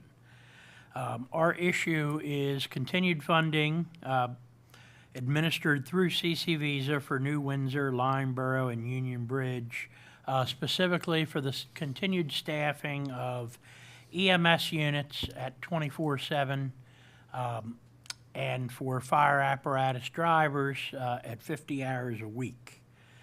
In the current FY25 budget, CC Visa was provided with $320,000 to administer the staffing of the aforementioned companies who had not yet been staffed with DFEMS personnel as provided for in the current operating budget.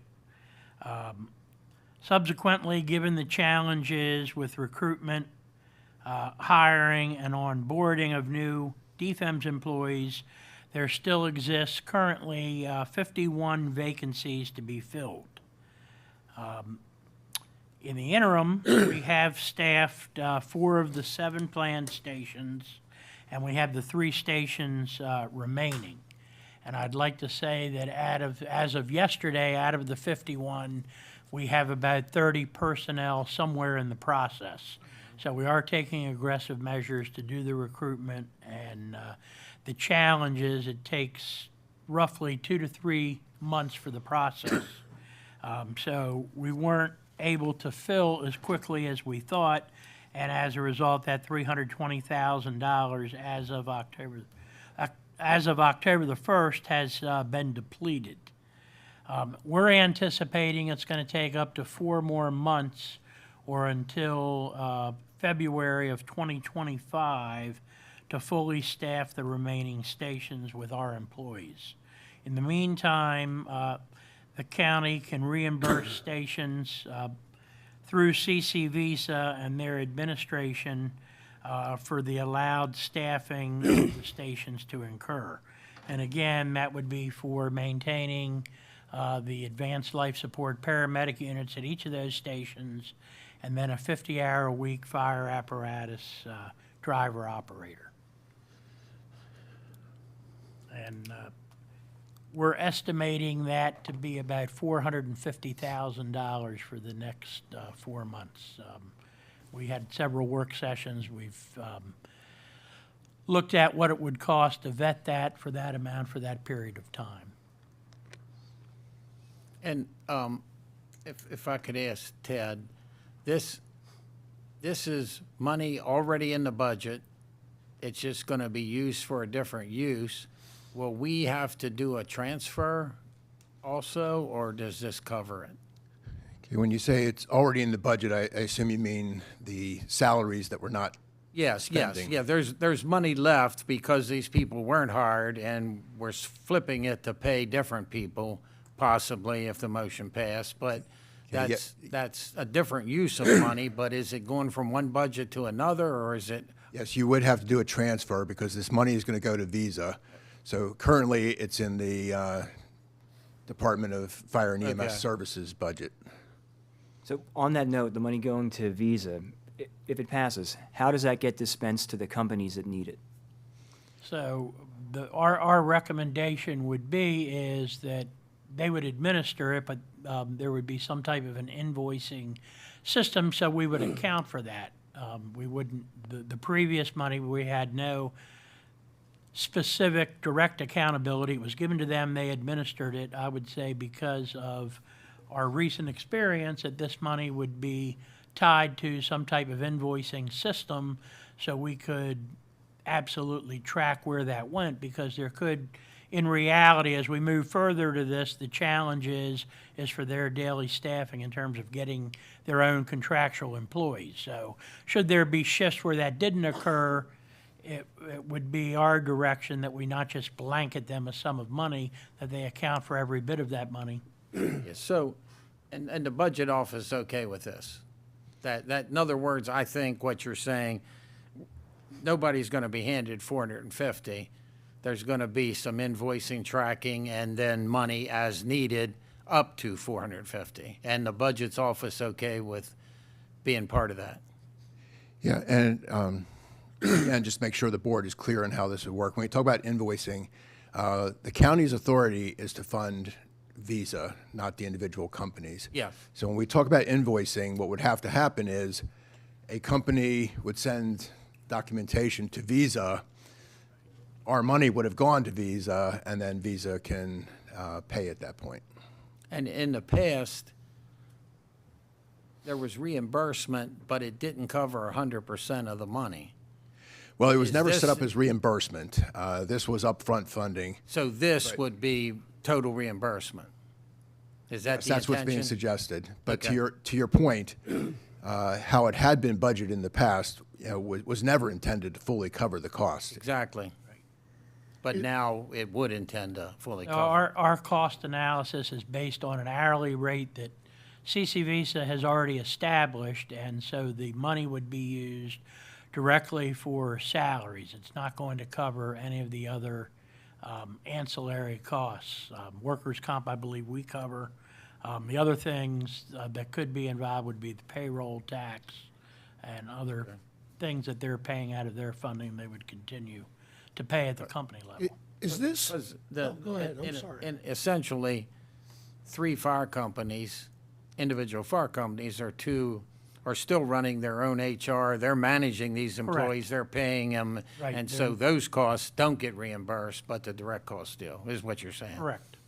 Yeah, because I think the concerns were, and I think Carroll County's hiring ahead of a lot of the country, but it's not easy. But I think the volunteer fire companies want to get out of being in the HR business as soon as possible also. So, okay. Now, do we want to comment more, or do we want to hear the public comment? You want to let them? Public I comment. would let them go first. Or no, I'm wait, Commissioner Ross. Did you have a comment? Well,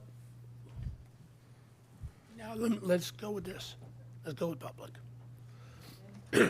First one is Mr. Chad Green. So I just want to thank the chief here. But please use the mic and start out with name and where you're from, because hopefully others are listening. Chad Green, Chief, Union Bridge Fire Department. Just wanted to thank the chief here for the job he did of explaining it. As of October 1st, the 3 departments here, we are funding our paid staffs, just from our money. So this money will certainly be a big help and allow us to continue support for our communities. Thank you. Next is Mr. Perry Jones.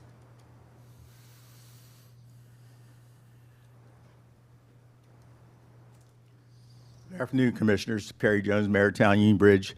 I'm just here because I'm concerned with what our fire company would have to pay or not have the staff to take care of the citizens of our town. We were looking at like $60,000 a month to pay these bills. Our fire company people work constantly every weekend trying to make money to buy equipment for our rescue equipment, fire equipment, and it's essentially every weekend we're out there working to pay for these bills.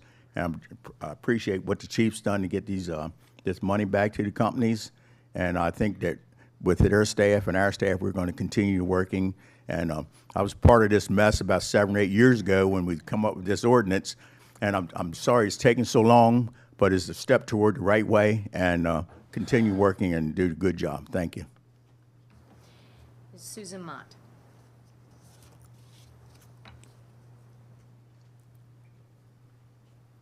Morning, gentlemen.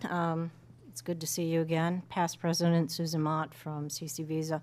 I'm actually going to yield my time over to Mary Carol Stifler, Treasurer of CC Visa.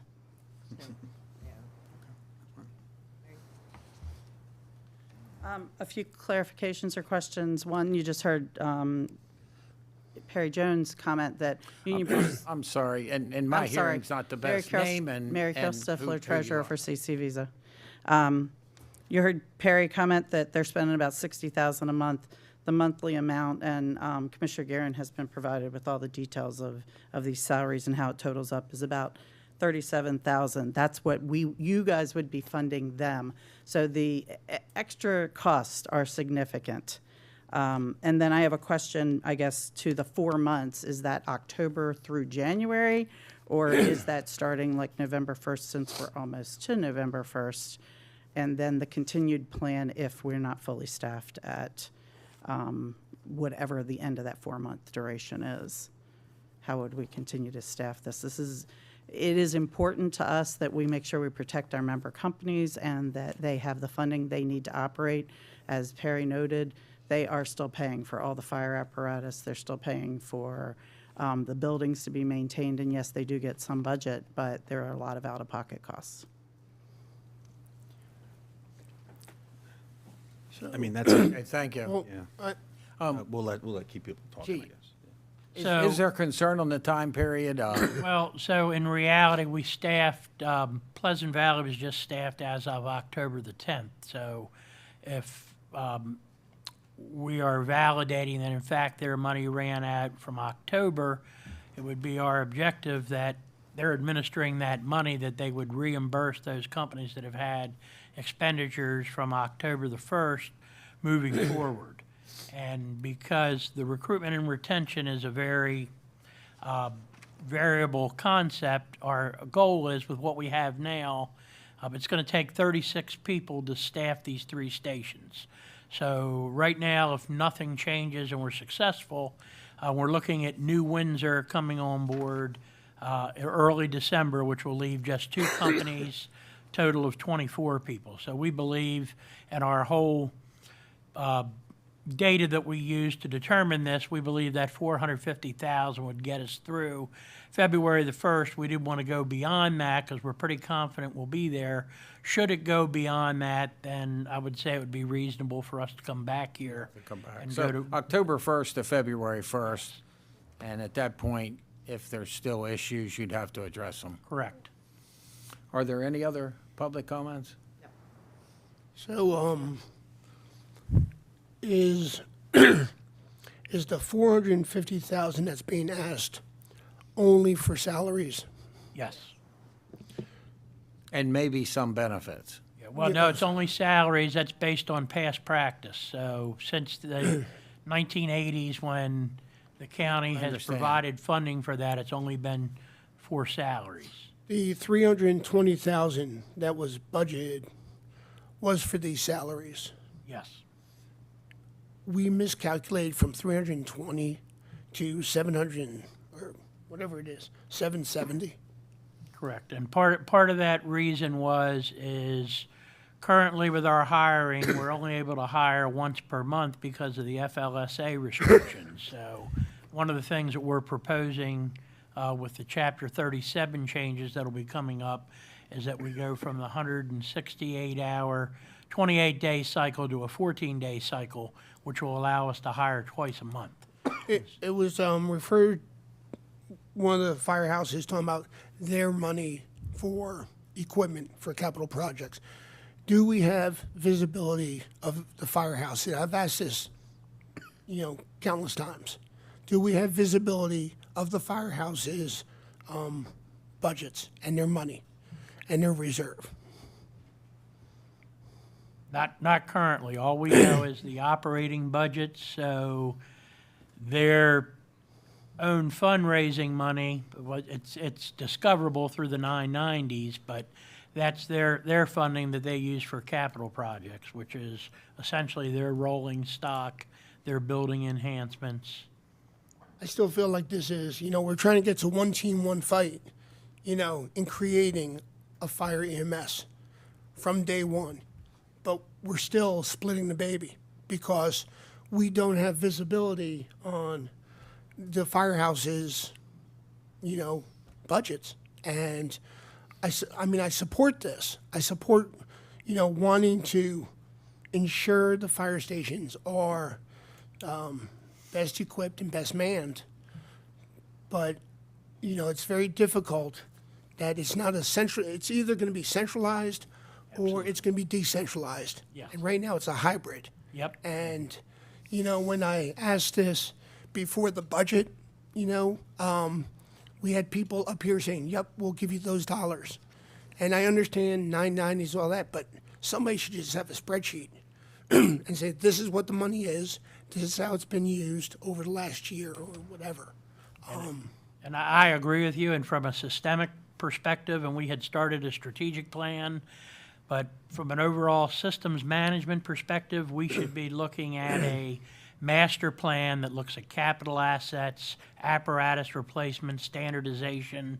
And again, there's a lot of things that are very parochial to the corporate structure, and because they're paying the bill, to me, this is beyond our daily management. It's really something that the commissioners are going to have to address long-term. And again, we had talked about it last year. I think fundamental to this would be to do possibly a third-party study that would look at a master plan and look at a strategic approach from the county governmental perspective of where we should be with fire and EMS. I mean, I understand. I just want But no, to see you're the correct in numbers. your assumption. Because we budgeted 320,000 fiscal year 25. And now we're saying that we should have budgeted 370,000 or 770,000 because we were that short. Well, we can I- just weren't able to hire the people in Yeah. time. Yeah, let me- So we're not really short in the sense of, it's just really in the wrong bucket. We thought, with every expect, am I going the same place you were going? Because you. Yes, yeah, can you do are. it. Oh, okay. I liked where you were going with this, though, and you got me started. Yeah, I wanted to mention it. So, yeah, let's go back to the 320,000. The fiscal year started on July 1st. When we allocated that money, we assumed, the way things were going, people might show up at stations at the end of August. It may show up in stations in September. So that was a true wag of a number. So I think we were all comfortable with the number at the time. We had no idea that we would be in the situation we're in where we'd have a hard time filling those positions. But as the chief mentioned, I can attest to the fact that our HR department is doing everything they can to get these positions filled. And if you look at what's going on in other counties in Maryland that surround us, my opinion is that they're in worse shape when it comes to personnel. So hopefully, and I know hope is not a real good course of action, but this money works, or at least it works to a large degree to get us through the next 3 months. And we'll see what happens with personnel. Yeah, just some numbers. So there are 220 sworn positions for the department at this time. We have hired in the last 2 years 169 personnel. So I do also applaud our human resources department along with our fire and EMS department on getting that done. That's a huge lift, and they were very successful in doing it. But we still have 51 positions that are not filled, and this money is in your Department of Fire and EMS budget because we had hoped that it would be spent there by our direct staff to the county commissioners. Unfortunately, we were not able to hire them, and so we need to provide that funding to the companies that are still hiring their own staff. And I think, I understand the 450, where it's coming from, the timing, et cetera, but I think a little bit, and Commissioner Rothstein's been here longer than us, do we have accounting that shows exactly how the 320 was spent? And that's part of my issue is if we don't have accounting on how money's spent, and moving forward, like I say, the system you're going to do, this makes sense to me, but I think we have and I'm not a big fan of that word, but you use systemic problem. There's no accountability. And I think, and I'll mention one more thing, the sheets, the spreadsheets that I think come out of meetings, in a statistics class, they'd get an F. They need to be better labeled, and if we're going to use any of that, I'm looking at this data person to decide, well, and again, you've decided that already. You're not going to hire 24 floaters, you're going to hire 12, and 12 of those will be at these stations, and that was a compromise last year. And this is just a Band-Aid to get the timing straight. And I understand all that, but if moving forward, we're well over, I think, $33 million in all this. That's ongoing money every year. And we need accountability and statistics, I think, before we give a penny more.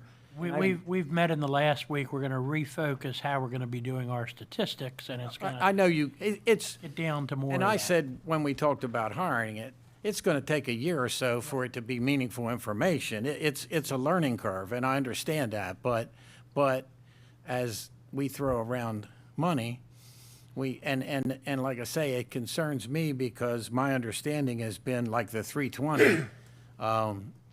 We don't know what that was spent on. Now, we know kinda, but there's no accounting. Right, and as Ted mentioned, this is not our money, it's going directly to CC Visa. So Yes. what we're going to do now is we're going to implement something. It'll really be between CC Visa and our budget analysts to come up with some kind of an invoicing system so we can account for that. And I think that's a good idea. I mean, for me, looking at what's in front of us today, I think it makes sense for us financially. It makes sense from a public safety perspective especially. And it's just also kind of common sense. But I will say this, though, too, because this is also important in this discussion about, the volunteer companies and what money is being spent on and everything. I understand that, we're working on creating a system, and I'm completely in favor of that, to figure out how to get all that information together. But I do have to say on behalf of the companies that when you go and talk to their chiefs, you sit down, they will go over their financials with you. It's not like it's a secret or anything. No. They will, talk about the difficulties they have, what they're spending money on. So I certainly take the point of wanting to have, a very professional system of reporting that. But it's not like they're, closing their books and saying, no, you can't come look at what we're doing. So for me in District 1 especially, all the chiefs and the companies that are in District 1 have been very open with me, phone calls, in-person meetings, showing me paperwork.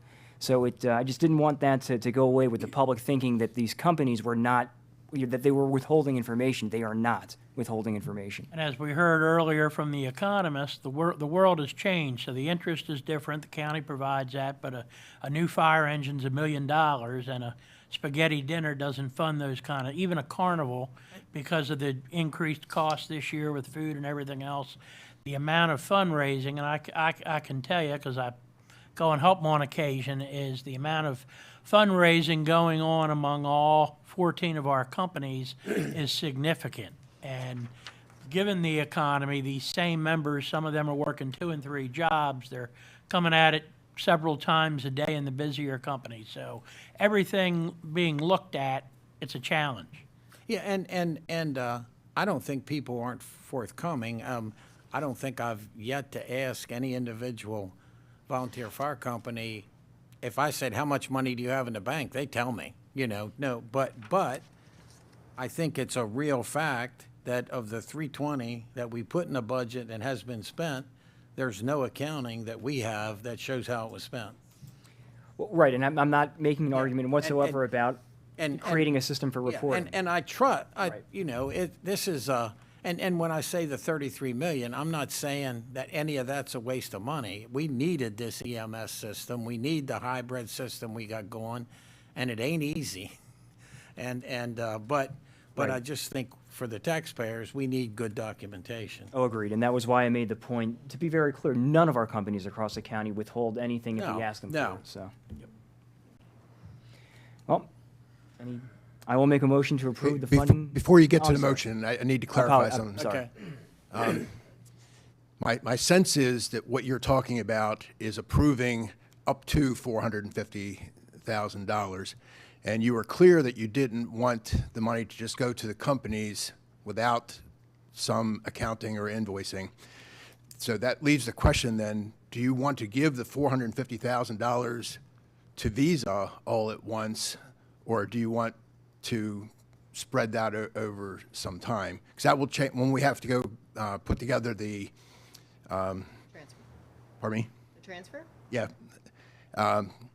That will change, what we're going to My have you vote on. impression was the intention was not to give 450, to do it, come up with an invoice system. But again, my concern too is, like we just talked about, individual fire companies and them being HR and accountants and whatever. I don't want to delay anybody in getting paid either. I don't know whether you guys come up with an estimate, here's 75,000 for October, but you're not getting a penny more until it's all documented. I mean, we or have it whatever. broken down into monthly, weekly, Yeah, hourly, yeah, everything else, so we can work with. but it, don't make it harder than it has to be. You know what I'm And saying? I don't want to make it anything in particular. I just want to make sure Oh, I that we're know. consistent with what My, we're doing. my understanding was it was gonna be an invoice situation and. Okay, as- so what we could do is at the well, since it's going to start in October, we could give them money for October, and then in November give another check. Just mechanically, it's going to mean either your motion has to kind of set that up, that what you're approving is a series of transfers of money, or we would have to come to you in the future to say, now we need you to approve a transfer for November and for December. Well, what's the, and again, we should probably change 4 months from to October 1st to February 1st, but it says based on actual spending, so does that cover that, or you think we need to be more Well, explicit? if we're gonna give the money up front, then there would have to be some sort of reconciliation. So if, we gave $75,000, actual spending was $62,000, then we would give something less the next month. Yeah. So why don't we give the money up front and then in 4 months do a reconciliation? I mean, No, because no? once we give it to Or, CCVs, or it's an not- audit of some sort. You don't get it back. But I mean, I just feel like I don't want to make this too difficult, Yeah. you know, in the But process. I think I'm seeing heads nodding that this will all work. We'll give the money back. Yeah, so, yeah.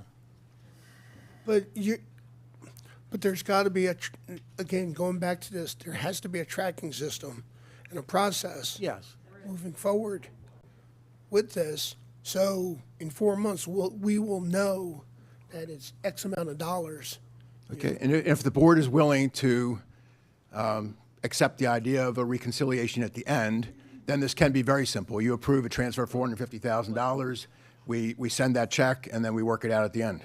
What's the consensus up here? Monthly basis or do it at the end? I don't want to make it complicated. I agree with Commissioner Rothstein. I think we should just do that funding and then kind of have, What do you guys? Monthly or one For time? me, it comes down to how much oversight do you want? I'm- And that was part of the discussion earlier, that it needs to be a little bit more accountable. So it's going to be one or the other, I suppose. At the end, when you do reconcile, you'll see what the end result was. The end result will be either they'll be over or they'll be short. Yep. I want oversight. I don't want handholding. Yeah, And there's a difference. want to keep it simple, but Every make it work. department, I'm just Hold, going hold on a second. Let us talk for a minute. I apologize. You know, I'd rather this be, again, accountability, focused, oversight, organizationally, but not hand-holding, a process. Whatever that means, I mean, I don't know. It sounds like two of you say, do it for the whole period. That was my question now. Do you think monthly or the whole period? I'm working out something in my mind. Give me just a minute. I'm Okay, trying to work okay. something out to see if. Commissioner Guerin, you think monthly or the whole time? We should provide the funding to, in the bulk amount of $450,000 to CCV. So I have every faith in CCV so that they're going to make sure they know where all these dollars and cents are going. Just during the debate, let's just not lose sight of the fact that we're living in their stations and we're riding on their vehicles. If we had the personnel to provide to these stations, we wouldn't be having this discussion. So I suggest we move forward with the $450,000 transfer. Make sure, Mr. Zaleski, we're doing it in a way where it's not coming back every week, and move forward from there. And I understand that. My problems with this, and I'm for this, but my problems with this, we've heard about this for a whole week now. Whoever decided to communicate with the media instead of us told them some very untrue statements that the commissioners didn't want to give this money. That's bullshit. We weren't asked. And I think I think we want to do what's right, we want to do what's best, and yeah, my empathy, no offense, Chief, is still with the individual fire companies and volunteers and what they have to do as much as it is the county system. But, and I don't read the Carroll County Times articles because they're never accurate. And from what I heard, they misquoted me, but between solar and transmission and this. But my initial thought was, if anybody in this room thinks that they want to leak stuff to the Carroll County Times, maybe they'll give you $450,000, and I'd say go for it. Jump on that and get the money from them. Or if you want to communicate with us, then, and I think for us to turn this around in a week is pretty damn good. So what's your thoughts here? So here's my, did you want to go first, Commissioner Rossi? No, I was going to just say, it seems like others want to speak. If you want to recognize them, then you can formally recognize, but just going back and forth. I guess the question, do we want to allow more That's up public to you. comment? So before we do that, my thought would be this, right? Because I certainly don't have an issue with, putting all 450 into CC Visa for this. What we could do in order to increase accountability, but also so as not to handhold, we could simply put into the motion that we expect a monthly statement explaining what the expenses have been for the past month, and we can. Okay. Oh. Yes, I was going to. Great minds think alike. Yes, hi. I was going to suggest that we transfer the money into the Visa budget, and then on a monthly basis, once we receive the backup information, we can then issue a check to them to reimburse them for that month. So it would be one transfer, and then we would leave it to budget to get the reconciliations and release the checks to Visa. And to me, that sounds great. Do we need to modify our budget in any way to make sure that the budget's correct? And then if we need to do a transfer, we need to do that as soon as possible. Right, it sounds like where you're heading, what we need you to approve is a transfer of $450,000. Today? Yes, from the Department of Fire and Emergency Services to Visa. So we need two motions. Approve a transfer and then approve how you're doing it. No, just approve the transfer. If you approve the transfer, we're good. You think everybody understands what we're doing? Okay. You guys okay with that? Yeah, but I want to clarify something. Did we just suggest that we were going to fund the stations in arrears at the end of the month after they've already, because that's not going to work, I don't think. So we've got to just give the money and then and we'll get the accounting from Right, CC that was- Visa and Fire and EMS. Commissioner, that was where I was going. Not that they would get the money after the invoice, but they Yeah, would supply the 'cause that invoice and we won't- could keep abreast of what was going on. Fortunately, I don't think that's going to work. We can do that. We can issue a prepaid, like a prepaid at the beginning of the month, and then at the end of the month, get a reconciliation, and also give them their next months and reconcile it. Yep. So instead of waiting 30 days to give them a check, we can give them one in the beginning. That's equivalent to about a month. Okay, Yep. okay. I mean, that sounds, Yeah.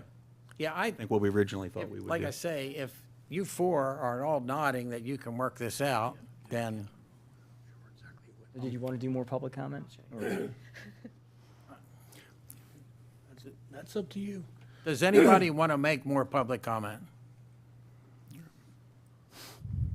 And I don't think anybody used their 3 minutes, so. Yeah, really. Again, Mary Carol Stifler, Treasurer for Visa. So I do want to make some clarifications. The $320,000 is fully accounted for. It did not cover the expenses of the 5 departments.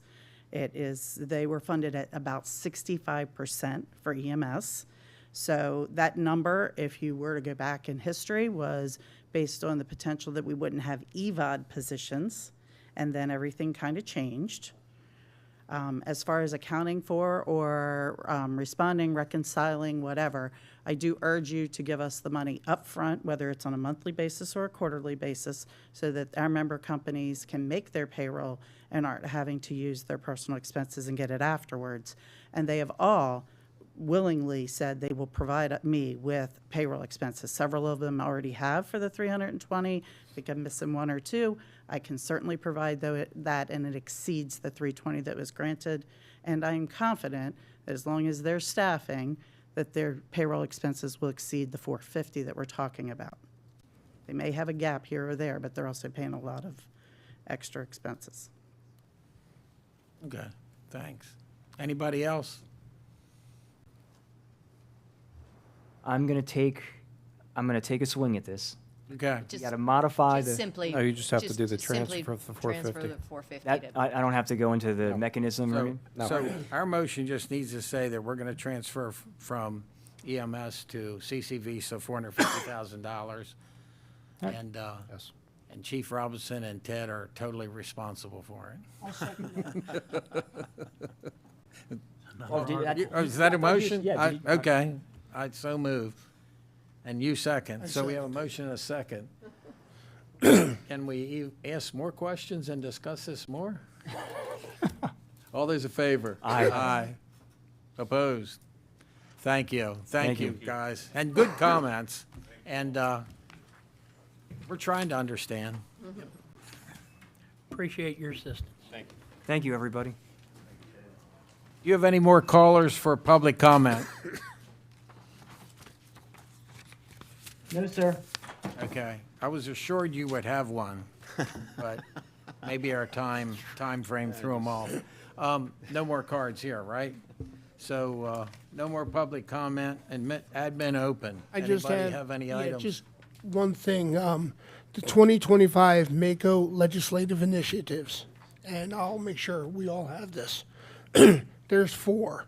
More flexibility with local revenue structures, restore strong and equitable local transportation funding, align blueprint with current implementation realities and economic conditions, and advance solar siting with balanced approach.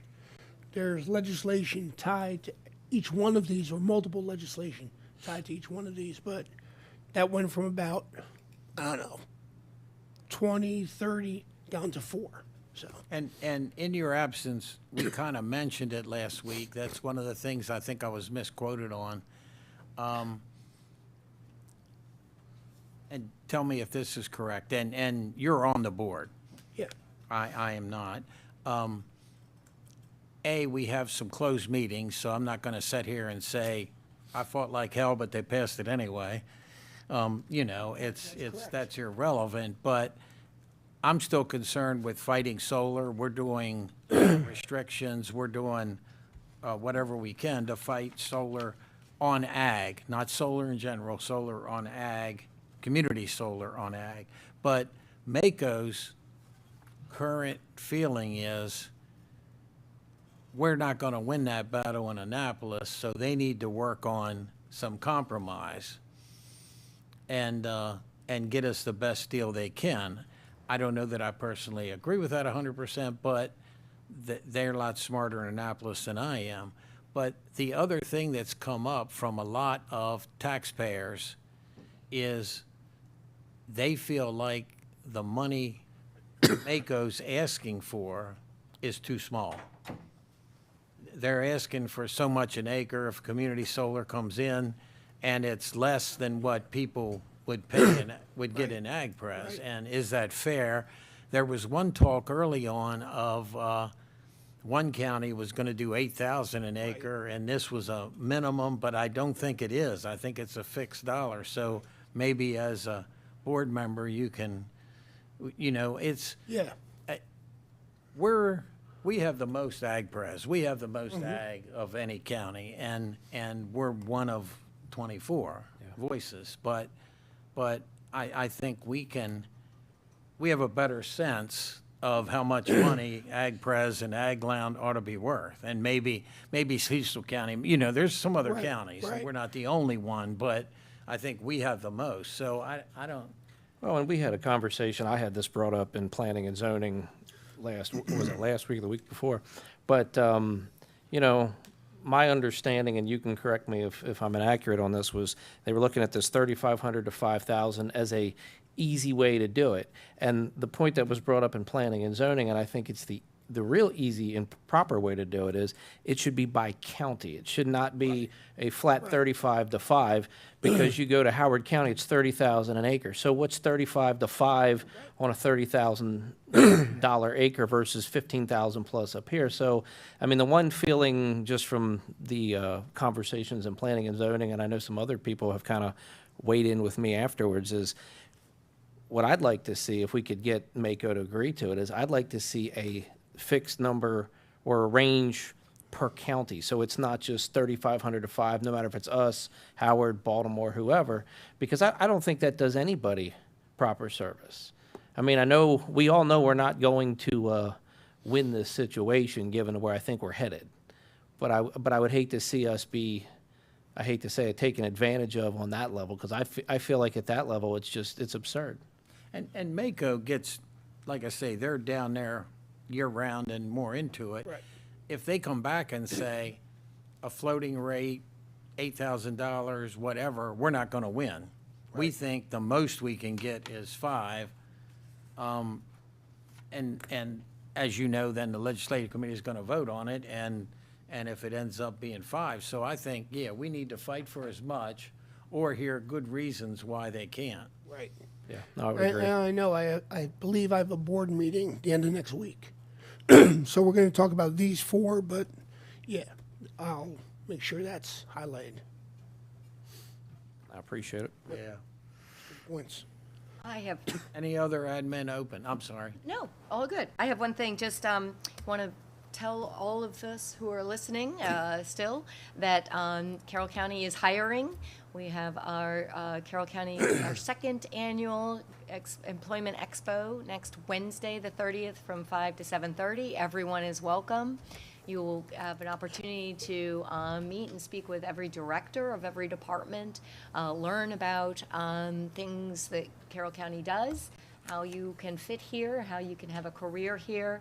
We'll even have a small dispatch center for our 911 dispatchers set up, so you can see whether you would like to be a dispatcher and see what that's all about. So we encourage anyone and everyone that's might be interested in a job or a career with Carroll County that they come out next Wednesday from 5 to 7:30. Right here in this building. Right here in this bill, right here in River City, Excellent. yes. What's the flashing sign about the street? That's this. So we're closing the street for this? No. Not, It's it's just not saying about the it's street. happening. Yeah, okay. It's just about this.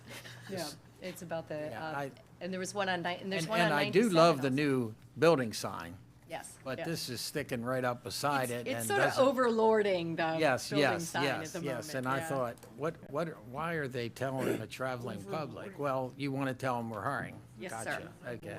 Overlording. I'll learn. Yeah.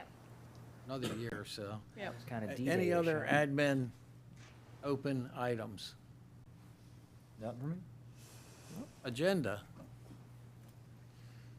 And Good afternoon, Wanda. Good you might afternoon, come Wanda. up and smack me, but Uh-oh. I do want to make sure everybody knows you totaled your vehicle in the last week, and you don't have to show us, but you had some scratches. I can't believe you totaled, it ended up on its side totaled a Tahoe, and the airbags and everything went out. They did cut the seatbelt off, but other than that, you're tough. Well, we're glad you're all right, Wanda. That's you. that's the Very important much part, so. without question. Yes. I am tough. Yes. Tough lady. Okay, Monday, October 28th, nothing. Tuesday, October 29th, Historical Society Annual Meeting, Commissioner Gordon. Wednesday, 10 a.m., McDaniel College Special Announcement at Carroll Hospital, Commissioners Gordon and Rothstein. Thursday, October 31st, 8 a.m., closed admin, 9 a.m. open session, Priority Carroll. Item 2, Board of Health. Item 3, County Attorney's Office, possible adoption of amendments to the ethics ordinance. Now, is that our last, is that the last thing on it? Yes, that should be until they pass another state law and Yeah. jam it down our throats. And we had the public hearing, we kept it open for 10 days, and now we're going to make a decision. Yes, Commissioner Guerin wanted to keep it open an Yes, additional yes, 10 and- days and to make we've sure that covered everybody that. had a chance to weigh in. And now we got to be ethical. Yep. As opposed to Budget update for the first If quarter. any of you are getting big gifts from Mako, you better hurry up. You'll be shocked by this, but nobody gives me gifts for anything. You know, if I didn't know better, I'd say they didn't like me.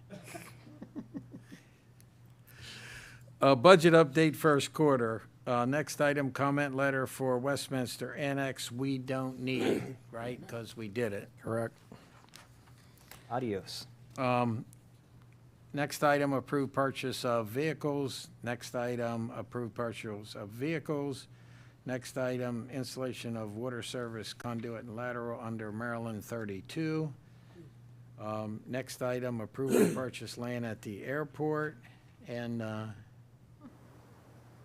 so we do have some more of that. We did a bunch of stuff today, but it's still some more coming. And it's two items on there for that. Public comment, admin open, agenda review, and then we're in close for land acquisition. And Friday and Saturday show no items, and Sunday says Commissioner Rothstein's going to do the podcast. Any changes, updates, good? The next week, Monday and Tuesday shows nothing. Wednesday at 4:30 is drug treatment court graduation. 4:30, Commissioners Gordon, Kyler, Rothstein. At 6 p.m., Planning and Zoning with Commissioner Gordon. And the drug treatment, if, and tell me if I'm incorrect, but you're in the audience, so if somebody wants to come and has to leave in a half hour, nobody's going to notice. You're in the audience, so don't. It's interesting event. On Thursday, 8 a.m. closed admin, 9 a.m. open. Priority Carol, National Youth Homeless Awareness Month proclamation. Request to amend Town of Mount Airy, Carroll County fiscal year program for open space. Item 3, Ag Pres program update. Public comment, admin open, agenda review.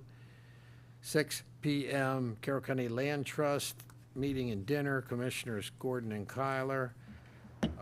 Rec Council, Recreation Parks Volunteer of the Year's Award, and I'll be going to that. you'll go to that. I was going to say, if somebody could go to that, I wish I could go to both, but I don't think it's physically possible, and it's both great events. And I think at the Carroll County Land Trust annual meeting, they're going to honor Donald Dell. And of course, at the Volunteer of the Year Awards, each rec council has their volunteers there. It's an awesome event, too. Friday, Saturday show nothing. Sunday, Commissioner Vigliotti has already written his podcast. And at 4 p.m., Sykesville Veterans Remembrance Day, Commissioner Rothstein. Any other changes, comments? Then how about a motion to adjourn? So moved. Second. Okay, all those in favor? Aye. Opposed? Are we off?